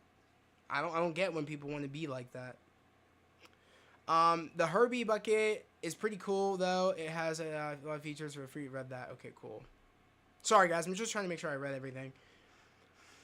My Regal was smart and got a lot of buckets day of the release on Thursday. I probably wouldn't have gotten the car if they had done that exactly, having them 2 weeks prior exactly. Matt Shackman picked Shia LaBeouf because this movie is in a different universe, but people just can't understand that this is the multiverse movie exactly. It was always the plan of Shia LaBeouf is one off. I like it. I do think this isn't the last time we're gonna see Shia LaBeouf either. You know what I mean? I'm glad because I want to see more of her. I want to see more of her. I'm glad that this isn't the last we're gonna see of her. I really like that character. To be honest, I would prefer if they want to just keep that surfer in this world. I would be okay with that. Honestly, if we don't have a Norrin Radd, I wouldn't be upset about that. Me personally, I really feel like I don't need one, if that makes any sense, because they Matt Shackman gave us so much peak and gave us like how the surfer was supposed to be that I'm okay with if this is the surfer we have. I saw 3C Films review the Herbie Bucket and projector, and it makes sound that is awesome. Yeah, this is all exactly. Yeah, it was really really cool that it makes the Fantastic. It sings the Fantastic Four theme. Jan, you said I saw that RGJ posted a comic where Iron Man was visiting Doctor Doom. I did see that today too. That's dope. That's so dope. You saw that too. It's a sport for people to hate now. Yeah, Roby, you said it exactly. Such a sport. Avengers: Infinity War playing on FX right now.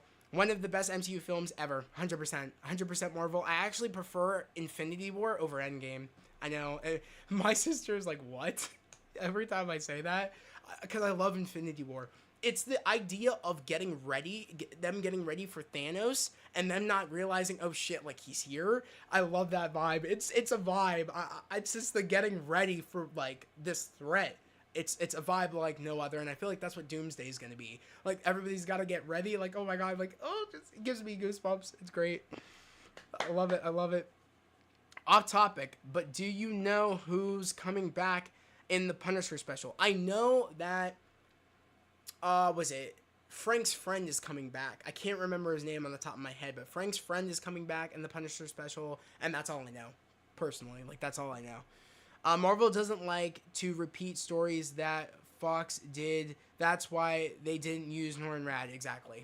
That's also a thing. Is I'm glad I thought of that too. Is like they aren't gonna want to do Norrin Radd again because it's very much like sort of copying the storyline that they did, but like you know what I mean of the Fantastic Four: Rise of the Silver Surfer. There would be too many comparisons, and I'm just so glad they didn't go with Norrin Radd. I'm really glad they went with Shia LaBeouf. It's such a fresh new take. And I really like that character. Honestly, I find it hard to think about Doctor Doom being a bigger threat than Galactus since he's just a much bigger than Doom and feels so much more threatening. Yeah, I get it. It's the height. It's the height that does it. In the eating planets that make you say, oh crap, like this is a threat.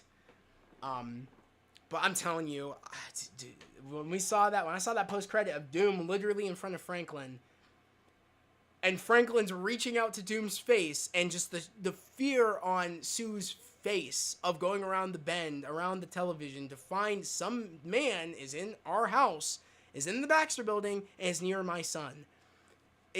Dude, we're not ready for what they're doing for Doomsday. We're not ready. And Secret Wars.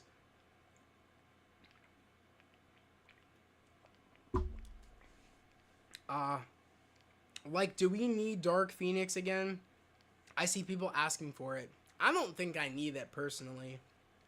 We've seen it done so many times. I would be okay if we don't see it for the next couple of years. Give it some time. Give it some build up. Then we'll do Dark Phoenix.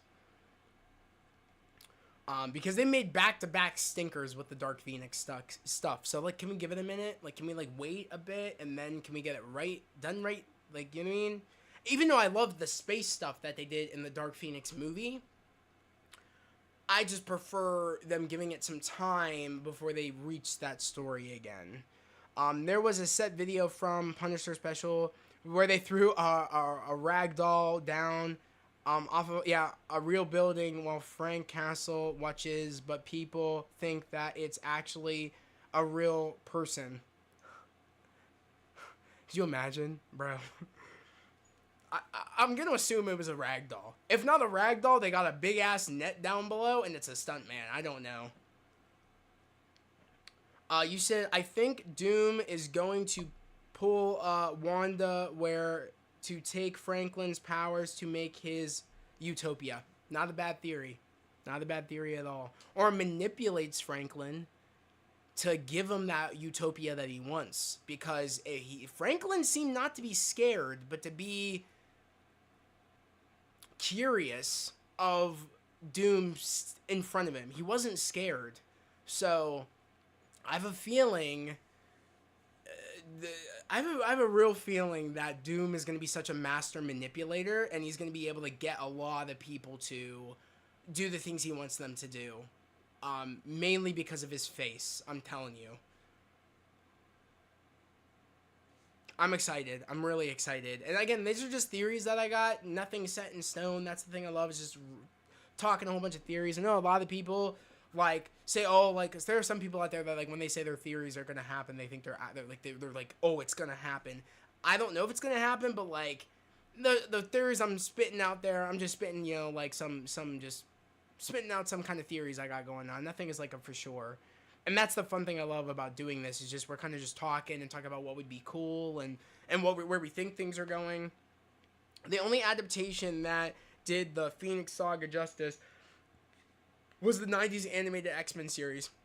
No one's going to fight with you on that, Terrell. No one's going to fight with you on that. I think that they're the only ones that did it right.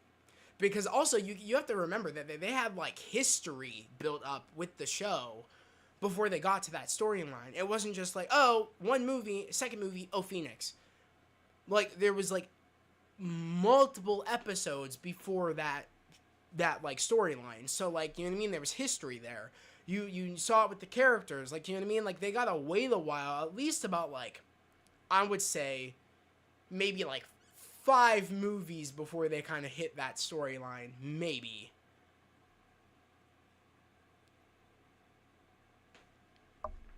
I still want Tom Cruise Iron Man variant to happen.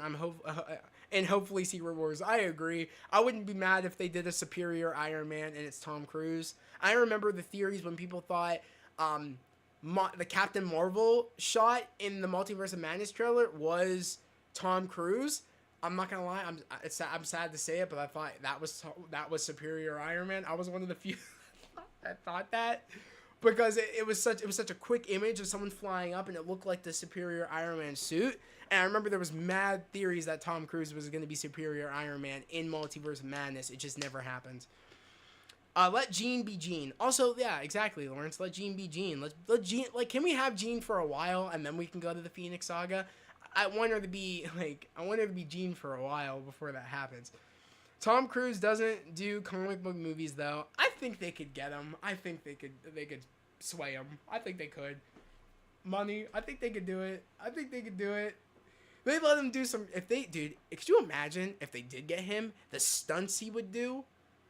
I mean, come on, bro. Come on, bro. It'd be peak. If they let him do some cool shit, I'm telling you, and they get the right director, and I'm telling you, I bet you they could get him to do it. I have no doubt. I don't think he turned down a quick cameo. That too. I don't think he would do that either. I mean, come on, like, Tom Cruise has been in some crazy shit before. I think if I'm correct, what was it? I mean, come on. Tom Cruise was in Tropic Thunder, a movie I never thought Bro would be in, and he was in it. You know what I mean? He's in a lot of stuff. I think he would totally make a cameo, especially in, like, one of the Marvel Studios is the biggest Hollywood staple of making money. I think he would do it for a cameo. I think he wouldn't mind doing it. Do you think we're going to see some MCU X-Men in Doomsday or Secret Wars? Oh, I think so. I have no doubt about it. If we actually get our first look at some of our X-Men, we are actually going to be getting in the MCU. Like, actually them popping up.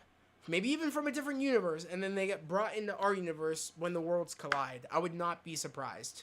And then that's kind of the soft reboot, is characters from different worlds coming to our world when the world collides. I think that's what's going to happen. I think that's going to be the soft reboot, or characters coming in for new stories. That's going to be the soft reboot side, because they weren't initially from our world, but when you put them together, that's kind of the soft reboot. I don't think we're getting a real full reboot. At least I hope not. I don't want a full reboot. Yeah, Brad Pitt said he wouldn't, but did Deadpool, yeah, for a second. Exactly. He did Deadpool too. But some other sequences I liked from Fantastic Four. I loved the flight sequences with Johnny. I would say the first time that he goes after, or actually him taking in all the fire in the beginning of the movie when they're on the talk show and they're showing the sizzle reel of all of their saves. When he is at the power plant, and he's taking in all the fire, he's absorbing it. That was so dope to have Johnny be like doing that. I did not know Johnny could do that either. Like, I really didn't know he could absorb stuff like fire. That was fire, pun intended. I saw that. I didn't even get to see that sequence for the first time in the theater. If you guys watched the red carpet premiere or the blue carpet premiere on Disney Plus, we got to see the first 5 minutes of Fantastic Four First Steps. So I saw the first 5 minutes of the film before the movie came out. So, and amongst other people, like, it wasn't like any like special type deal. Like, I didn't get invited to any like special screening, but like I watched the red carpet on Disney Plus, and exclusively for the people that watched it on Disney Plus, you got the first 5 minutes. I mean, Marvel was there, so Marvel, about that. So it was crazy. It was crazy. We got to see like the first like 5 minutes of that. Maybe if it's quick, we finally getting Denzel, and he's never did a superhero movie either. Yeah.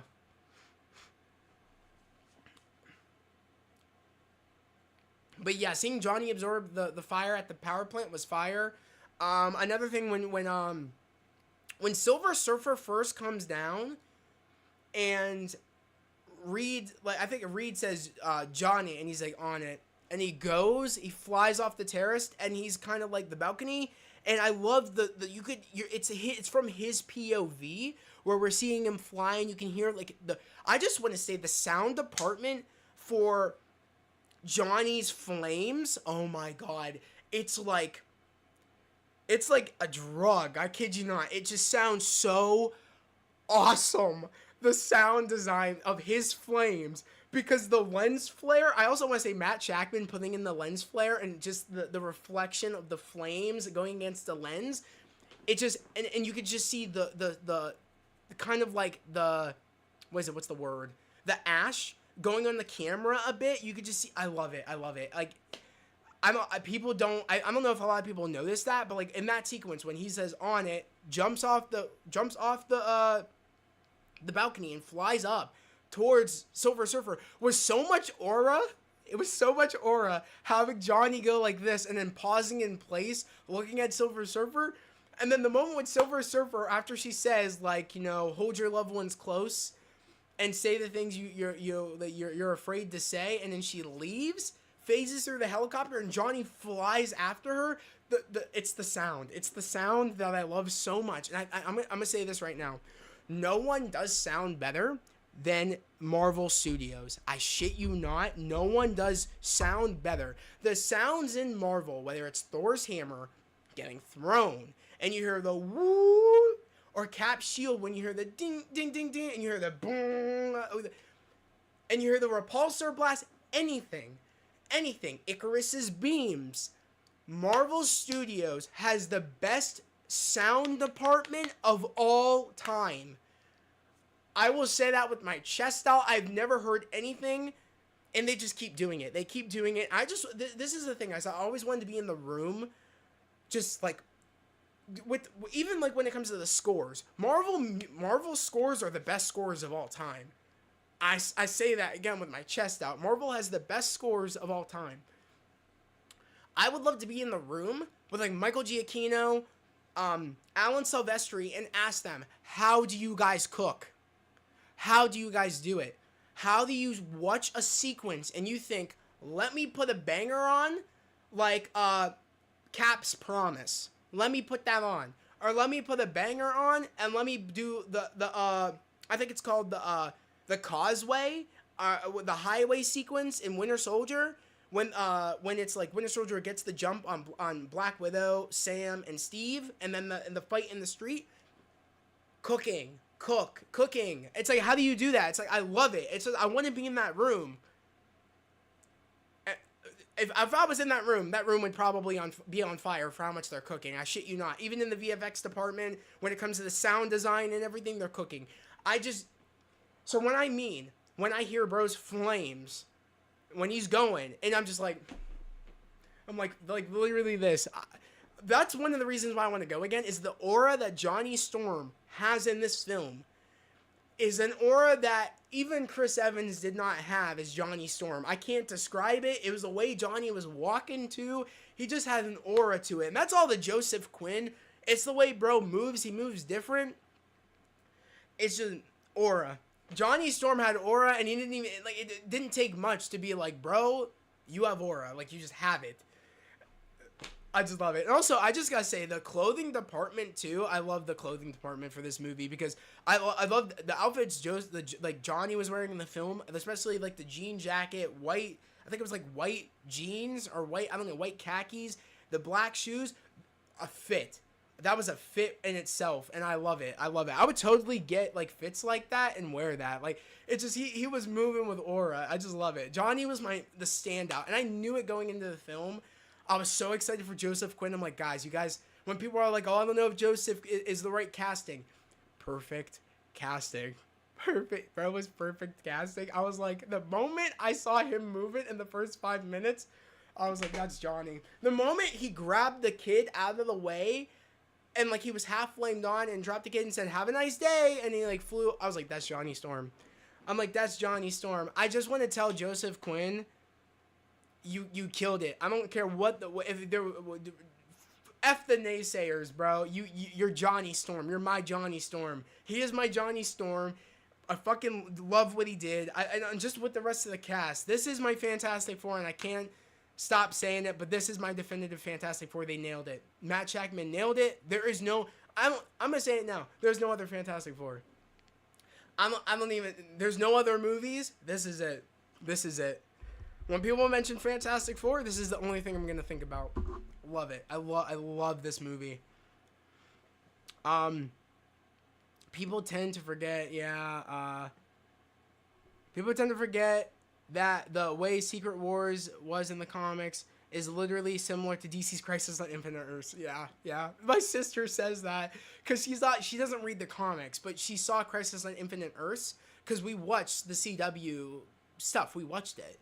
Of course, like the earlier stuff for the CW was the best, until it like really got bad. But Crisis on Infinite Earths, when I explained the Secret Wars comic to her, she's like, "Oh, so Crisis on Infinite Earths?" I'm like, "Sort of, yeah, kind of." I mean, but like so like it's not a hard grasp for a lot of people, whether you're a Marvel fan or a DC fan. You know, it's like very much the same thing, and yeah, it's like it's not too hard to follow. Yeah. Everything was still, canon, but the universe has changed. Exactly, yeah. I just wish that Johnny said flame on time. Yeah, he didn't say flame on. My friend pointed that out. I'm not going to lie. I didn't. That's how much aura Johnny had. I didn't even need a flame on. Weirdly enough, and I think we'll get it in Doomsday or Secret Wars. I think it'll be a moment again. Like, it will be a type of moment where, like, I wouldn't say probably is, like, loud and screaming in terms of Cap catching the hammer, but like, you know, like little moments like when, like, you know, like the little moments where like we're waiting for Johnny to say flame on and he says it, like type deal like that. So I think he'll say it eventually, no doubt about it.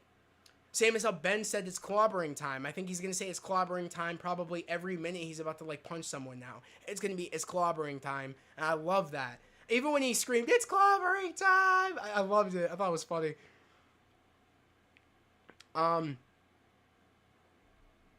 You said when Galactus stretched when Galactus stretched Reed, part of me got flashbacks to Wanda making spaghetti. Lawrence, I completely agree. I was like, oh my god, is he gonna like rip him apart? I really thought he was gonna like rip him apart.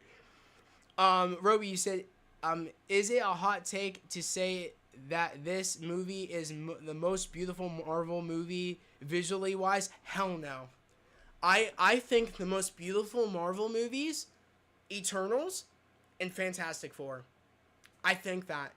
And also Loki. The set design, and again, it's the set design. It's the practical sets that I love. And I think Loki and I think, again, Matt Shackman being someone that made WandaVision with practical sets and had a love for practical sets, and the people that did Loki had a love for practical sets. Those three projects are the most visually stunning, like, projects ever. Eternals, Fantastic Four, and Loki are the most beautiful looking projects that Marvel's done ever. I think that those are the biggest standouts to me. Because every time I watch Loki, I'm like, wow, like, this is breathtaking. Like, look at the grain on the screen. Look at the detailing of the sets. Like, look how beautiful it is. I'm a sucker for, like, the retro, like, futuristic type looking things. I mean, that's why I like Fallout. That's really the reason I like Fallout so much, is that retro apocalyptic world. I love it. It's great. And just like, especially the soundtracks for Fallout are great, but that's why I love Loki. It's that retro futuristic, but like it's like outside of our world, if that makes any sense. And it sort of makes sense because it's in the TVA. It's its own world. It's outside the vast of space. Like, it's so beautiful. Think about it. The moment Loki in season 1 is walking in the TVA, like walks around the TVA, and then like Loki looks out at the other buildings outside the TVA where the flying cars and stuff, and you hear that music playing, and Loki, I think Loki says I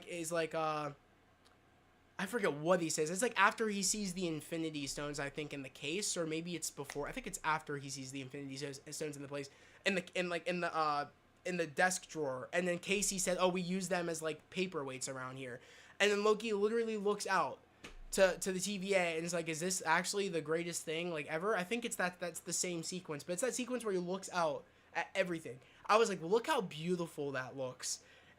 I'm telling you, Eternals, Loki, Fantastic Four, with just the visuals alone and what they do with this, it's just great. It's great. And what they did with Eternals, just visually wise, just everything was on point. I loved the Eternals visuals. Great. Yeah, Joseph was absolutely incredible. He really was. Yeah. No, that's not a hot take at all. Yeah. You said, Lawrence, on one thing about Fantastic Four and Superman, they actually saved people and planned for disaster. In previous hero movies, they just let people die or don't seem to address the harm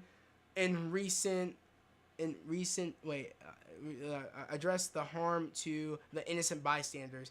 I would say in Marvel, that's usually not the case. They usually actually address it, and they prepare for it a lot of the times, or they do their best. Age of Ultron is probably one of the best examples. Like, they cleared majority of the city when things were going down. Even in Avengers 1, they did their best to be like, okay, like, get them away from people, give them with, like, I'd say the Marvel movies do it the best. DC, when it came to Zack Snyder, they did not do that. They kind of just fought, and they kind of, like, they did not talk about the people that died or did anything like that. Like, I would say Marvel did it the best, to be honest. I think they're still doing it good. People casted doubts of Joseph Quinn because his performance as a fan favorite character in Stranger Things, named Eddie Munson. Exactly. I liked Eddie Munson too. I thought he was great. He was really great in Stranger Things, so I always see the Vision. Exactly. I always saw the Vision. Same. Maybe he'll even say it in the sequel to Fantastic Four. Exactly. The whole Infinity Stone paperweight thing is probably the only thing about Loki's show I don't like. Oh, I love it. I mean, because it shows that he is in some place that no one's ever been, where the Infinity Stones are paperweights because they're outside of their definitive universe. You know what I mean? When things get pruned and things that happen, those things get sent here, and they wouldn't be able to be used because they're not in their universe, so they can't be used. So they are paperweights. It makes sense, and I love it because think about it. Loki, a god, seeing how powerful the Infinity Stones were, and then being in a place where you get to actually watch your life, how it would have played out. You're in a place where you can watch your beginning, your middle, and your end. That's scary. And then and also a place where you have the Infinity Stones and they don't work. That like made people's mind explode because it's like, oh shit, like what is this place? Like what? I love it. There was nothing ever in Loki where I was like, this doesn't make sense or this is trash. Loki is the best anything, bro. I swear, like, Loki's just great. I love that show so much. Even in Shang-Chi, he saved people. Exactly. Yeah, as soon as I saw Joseph Quinn in Stranger Things, I was like, this guy is going places. Exactly. It freaked Loki the hell out. Well, it did. He was like, what? He was like perplexed. He really was. He was lost for words. He's like, are these? Because he was trying to get the handcuffs to get out. He was like, oh, this is a joke. Like, oh, like, you know what I mean? Like, this place isn't real. It's just a figment of my imagination. Like, you guys think you're all powerful or this is all whatever. Until bro saw Infinity Stones and he looked out at the great beyond of the TVA. He's like, wow, is this really the most powerful place ever? Like, is this really, like... Or he was looking for the Tesseract, actually. And he found the other stones. And he's like, what? Infinity Stones? I love it. I love Loki so much. I actually might watch it again tonight. I might. Talking about Loki right now, I want to go watch Loki. Yeah, I love Loki as well, bro. I definitely the best MCU series by far. 100%. Oh, it's so peak. It's so peak. I love Loki so much. It's so peak. And the fact that it's like over, it makes sense. It made me satisfied. But like, I always say this. I always said this. I want them to make a TVA series. It doesn't have to have Loki. That's fine. He could be at the end of time or he could be doing whatever. I don't know what, like, and again, it's going to, of course, be after any chance of a TVA series. It's going to have to be after Secret Wars. But I would not mind a TVA series. Do it. Let's do it. That's the thing that's what made the Loki show so great. It's not just Loki that makes the show so great. It's B-15, it's Mobius, it's Obi, it's Casey, it's all of them that makes that show so special. And I'm telling you, they could totally do it the right way this time and actually like bring people in. And it could be cameos where we have stories where they find other people and they actually bring them in to the TVA or do whatever. Like, you could totally do that. You could totally do it, and I would watch it. I would literally watch the shit out of that if they brought a TVA series. 100%. Some people think that this Fantastic Four team will be recast post-Secret Wars. Hell no. This cast is going to stick around. Prior to MCU Fantastic Four, it doesn't make sense to see you don't cast these high-profile actors for one movie and... second team up appearance. Yeah, and a second team up appearance. Exactly. They're going to be around for a while. Like, this is our Fantastic Four. I'm about to get a new 4K player, and I'm going to watch my 4K discs of Season 2 of Loki on it. I watched it on my Xbox Series X the first time. Dude, you know what's funny, Marvel, is I actually watched part of Season 2, but I didn't finish it. And it was when I first got the Steelbook. And I started to watch it, but I didn't finish it. I'm gonna rewatch Season 1 tonight. I think that's what I'm gonna do. I'm talking about Loki. I'm getting like, it gives me chills still to this day. And again, I don't think the Kang stuff is like, it got ruined. Like, yeah, Marvel probably had a different idea of where they were gonna go with, of course, the Kang Dynasty and what they were gonna do with Jonathan Majors. But I think they wrapped things up very, very well, with the hand that they were dealt, with wrapping things up perfectly. With, you know, if Victor Timely never got the book, he would have never became Hero Remains, which means that nothing would have ever have led to anything where it, you know what I mean, it made sense. And I think they wrapped it up beautifully. And they mentioned Ant-Man taking out Kang on Earth 616. They mention it. And again, we could still see other Kang, like the people are about, well, what about the Council of Kangs? I think that's going to get dealt with in Doomsday. I think we're going to see the Council of Kangs get obliterated, to be honest, by Doom. I honestly think we're going to have like a slaughter sequence probably of him taking those people, taking them out. Or maybe even Loki being the one at the end of time. He probably could like do something where like either A, they get locked out because he's the one at the end of time, or B, he could like take them out of existence because of what Loki is capable of with his newfound ability. Who knows? And I would believe it. You know what I mean? Like, that's how good Marvel is I feel like they're always prepared for other shit to kind of like pivot. And I believe Kevin Feige when he said that we were always thinking about bringing in Doctor Doom, even in the Doomsday and Secret Wars. Like, we always thought, what if we did that? Or like, okay, and that kind of gave us the opportunity to pivot and kind of do that. And they wrap things up. I just feel like they wrap things up beautifully. And I'm telling you, if you would have gave that to anybody else, I don't know if they could have like salvaged things. You know what I mean? Like Marvel did. I really feel like since Kevin is at the helm, I feel like if it was anybody else, probably would not have been able to spin it and kind of wrap things up. I'm telling you, Kevin's a fucking genius. There's a reason that Marvel's so popular is because of that man. And I feel like he just did, with the hand that they were dealt, I feel like they really pivoted very well. A sequel to Fantastic Four, yeah. I'm concerned the ending scene of Doomsday might be Doctor Doom killing Loki, throwing him off the seat and sitting in it himself at the end of time. I hope not.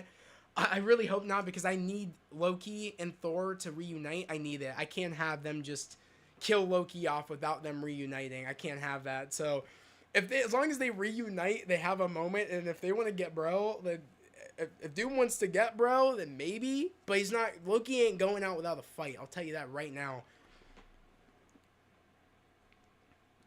Especially this Loki. Oh, bro. Could you imagine this Loki up against, like, Thanos? I think that this Loki would get a bit of a more of a fight than previous Loki. And that's all due to character development. Like, if you think about it, it's the same Loki, just he didn't have the character development that this Loki got. So really, like, everything that led to Loki being pulled out, or, you know what I mean? And then going into the TV, I love that. I always love the idea that it's the same Loki, just had an actual friend to guide him. I loved it. I love that. It's just so peak, bro. It's so peak. The more you talk about Loki, the more you talk about it, is the more it just seems so peak. It's great. And when people tell me they don't like Loki, I'm like, how? How do you not like it? It's wild.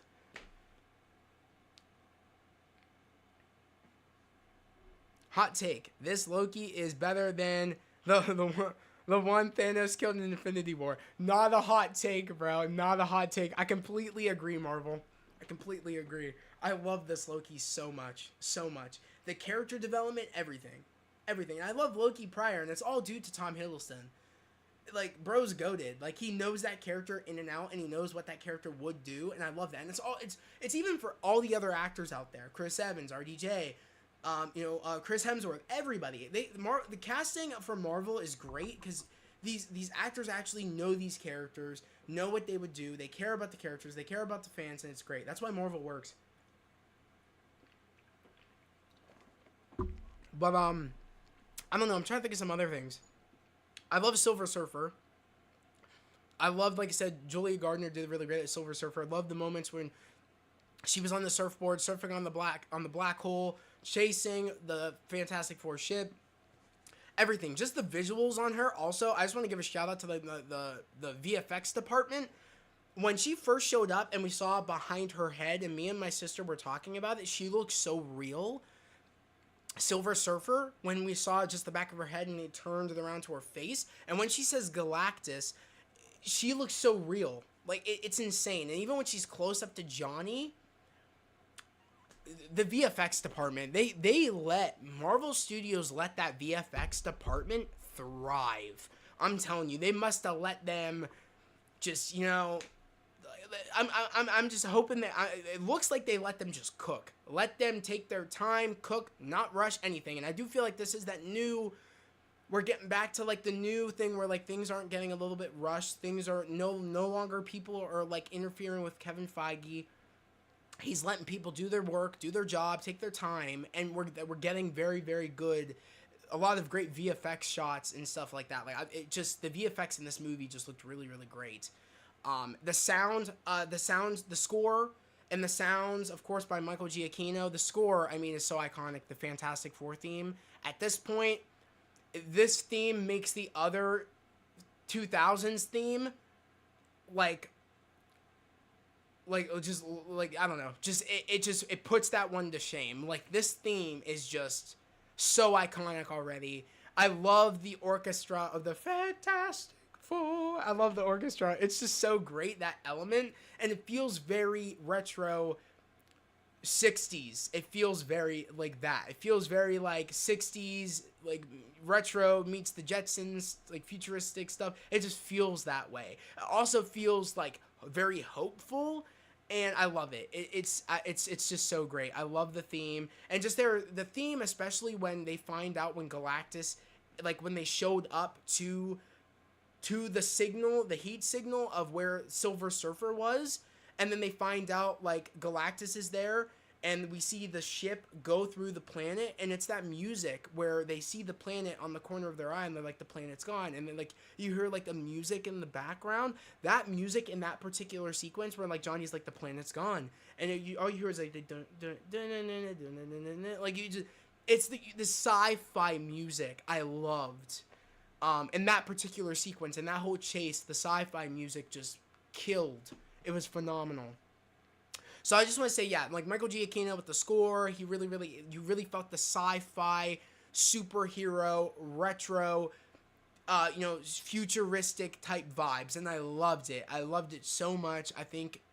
I hope he sticks around for this trilogy. If we're gonna get like 3 movies, 4 movies, whatever, I just hope he sticks around for the Fantastic Four movies, because I need him to do the score for all the other Fantastic Four movies. Like, let's do it. Like, for instance, I believe Michael Giacchino did the score for all 3 Spider-Man movies, I believe. I could be wrong, but I think I'm correct. You said just absolute peak. It's better than Andor, though, in my opinion. Same. Loki is literally the second best MCU character. I get one of the best characters developments in the entire MCU. Terrell, completely agree. Yeah, the old Fantastic Four, like dollar general quality, whereas this movie is like Comic-Con or something. I don't know. Well, yeah. I love the old Fantastic Four, though. I do too, but this is it. This theme, this movie, everything. This is the Fantastic Four. They really did they really aced it. They really made this movie phenomenal. I'm trying to think of some other moments I kind of wish I had more of, or some other standout moments for me, besides Johnny going after the surfer, and and Johnny having aura. I also love the idea that Johnny really was the one that dealt with the Silver Surfer problem, while the rest of the team dealt with the Galactus problem. I really like that. They gave Johnny something to do, and I like that. And it showed that he wasn't just dumb, he wasn't just a ladies' man, he wasn't just a hothead. You know what I mean?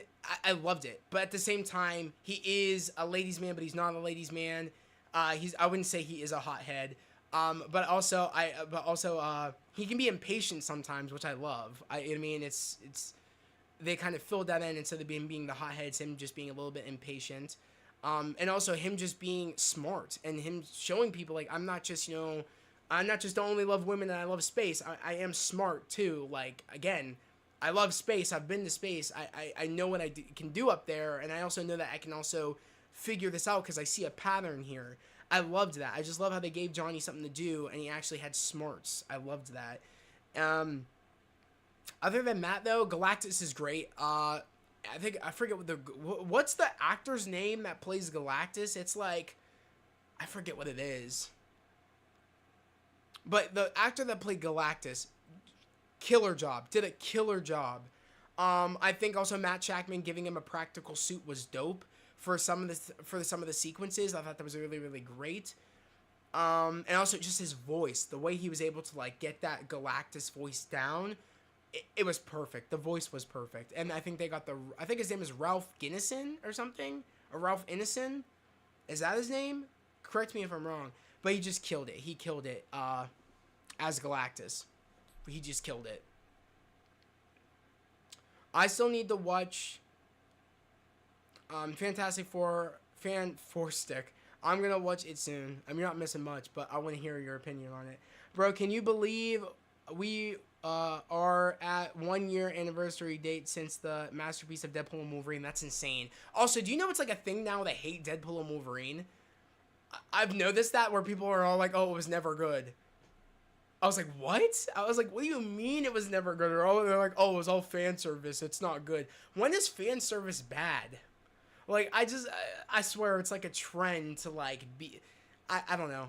It's sad nowadays. I feel like when like, it's exhausting hearing people's takes on things when it's like, dude, you're just trying to be different. It's like, I can't with it. It's just, I don't know. And when people are trying to be different, they know their takes are bad, but they're just trying to be different to get clicks, to get people's reactions, to rage bait people, and it's tiring, and I can't stand it. Michael Giacchino composed all three MCU Spider-Man movies, and both incredible movies. There you go. It's funny. He was the perfect person to do it. I got those Incredibles vibes. Perfect person to do it when it comes to the score. I love the Incredibles score. You know what I mean? It just gets you pumping. I remember when I was a kid, anytime I would hear that score, it just got me pumped. Ralph Ineson, he was in Harry Potter. Oh, really? Who did he play in Harry Potter? Didn't he play the snake? I forget. Nah, bro. For real. Yeah. Yeah, for real. Apparently people said, like, it was always bad, Deadpool and Wolverine. I'm like, what? Bro, I don't even want to hear hate for Deadpool and Wolverine. Well, exactly. It's sad. It's like, it upsets me. I remember I was fuming. I was like, really? Because I posted my ranking of Phase 5 and people were like, what? You think Deadpool and Wolverine is better than Guardians? Like, I forget. People were all like upset. Like, oh, it's all fan service. It's all blah, blah, blah, blah, blah. And mind you, it's my ranking. It's my ranking. And I had people coming on my shit saying I was wrong. I was like, what? I was like, okay. I was like... And ad just came up on for FX for Fantastic Four that says Marvel's next masterpiece. Yes, sir. Lawrence, he said he also was Ravager in Guardians of the Galaxy. Was he? I didn't know he was a Ravager. What? Charlie said Deadpool and Wolverine has still the best intro sequence to an MCU movie, hands down, 100%. No movie came close to it yet. Exactly. That opening sequence had me dancing in my seat, literally. Peak. But yeah, I think other than that, guys, I kind of hit everything. Like, everybody did a great acting. Everybody gave great acting performances. Michael Giacchino killed it with the score. Matt Shakman killed it with the camera work, bringing in that practical sets. He actually challenged people to really bring this retro 60s Jetsons world to life. And you can really tell Matt Shakman really is a fan of the comics, and I really saw that in WandaVision that he really cared, and I also really could see it here that he really cares, and I really hope that Kevin keeps him around for future movies, whether it's not just for Fantastic Four but for some other projects. Also, like, and I feel like we're the directors we have lately with Marvel when it comes to Dustin Daniel Cretton. He worked on Shang-Chi. Now he's doing Spider-Man 4. Whether it be the dude that worked on Thunderbolts. I can't remember his name. I feel really bad. I can't remember his name. But guys, let me know what's the director's name of Thunderbolts. But him, Matt Shakman.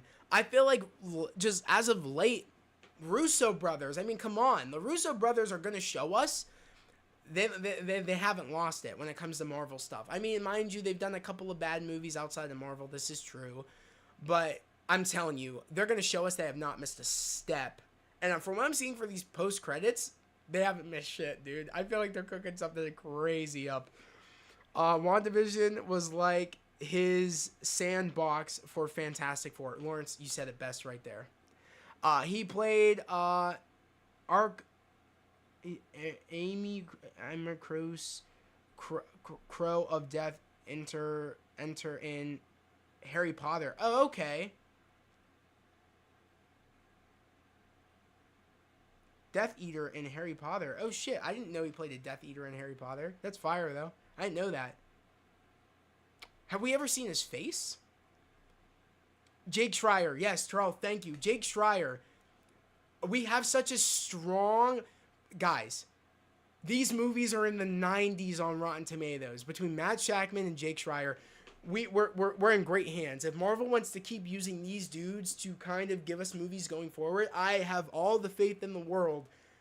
We're just in great hands. I feel like they're just the directors that they have. I just feel like we're in great hands. Dustin Daniel Cretton, Jake Schreier, Matt Shakman, Russo brothers, a couple of other people. I can't think of them on the top of my head. Was it the dude that did the Spider-Man movies? What was his name?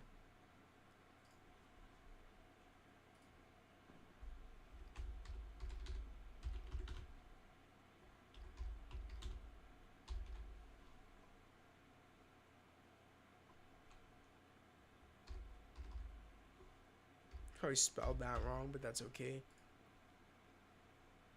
Director? John Watts. There we go. John Watts. Yeah. I think that's just the guys we have right now.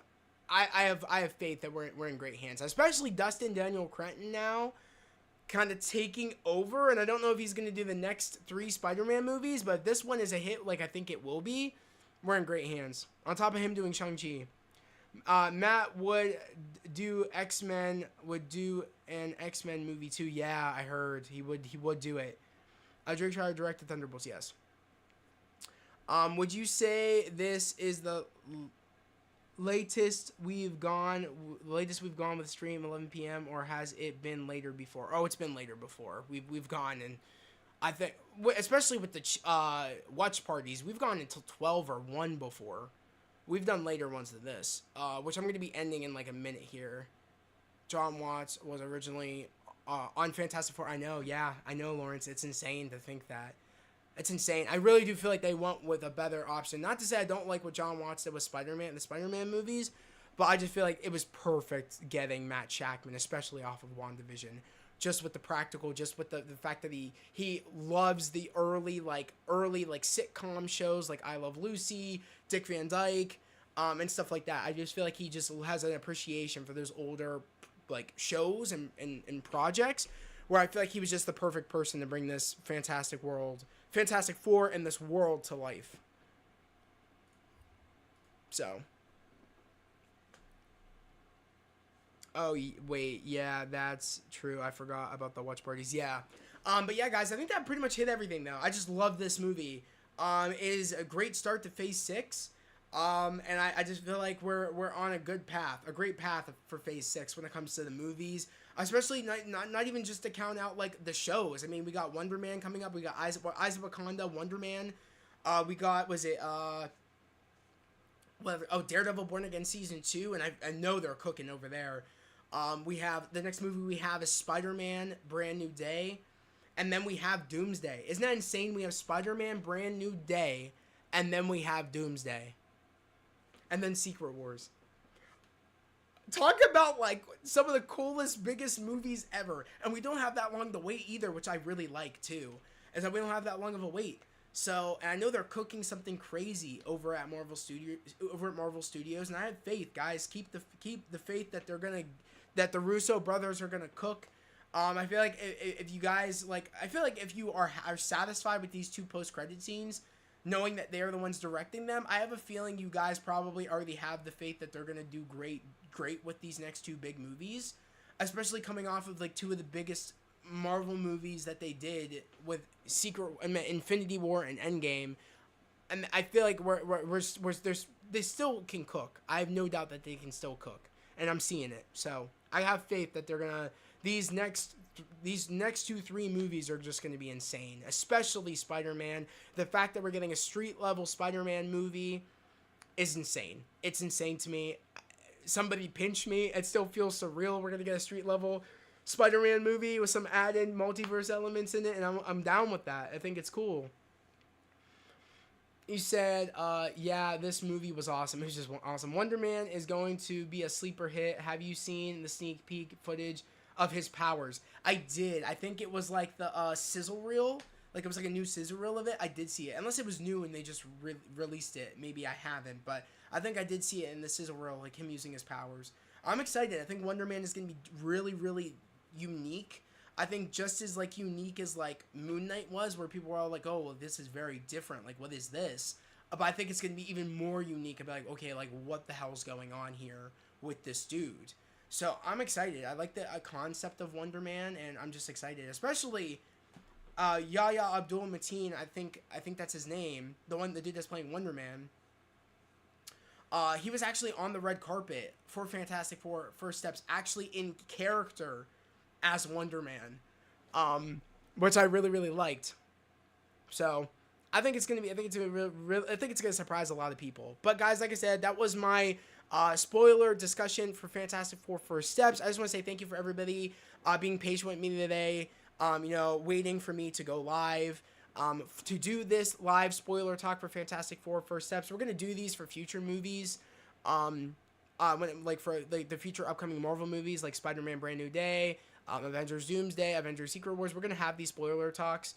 I think going forward, I'm not going to do... if I'm going to be doing spoiler reviews, I think I'm going to add that in at the end of the... like, non-spoiler in the beginning of my spoiler review, and then spoilers at the very end, instead of doing a non-spoiler spoiler review and spoiler talk. I feel like that's just a lot.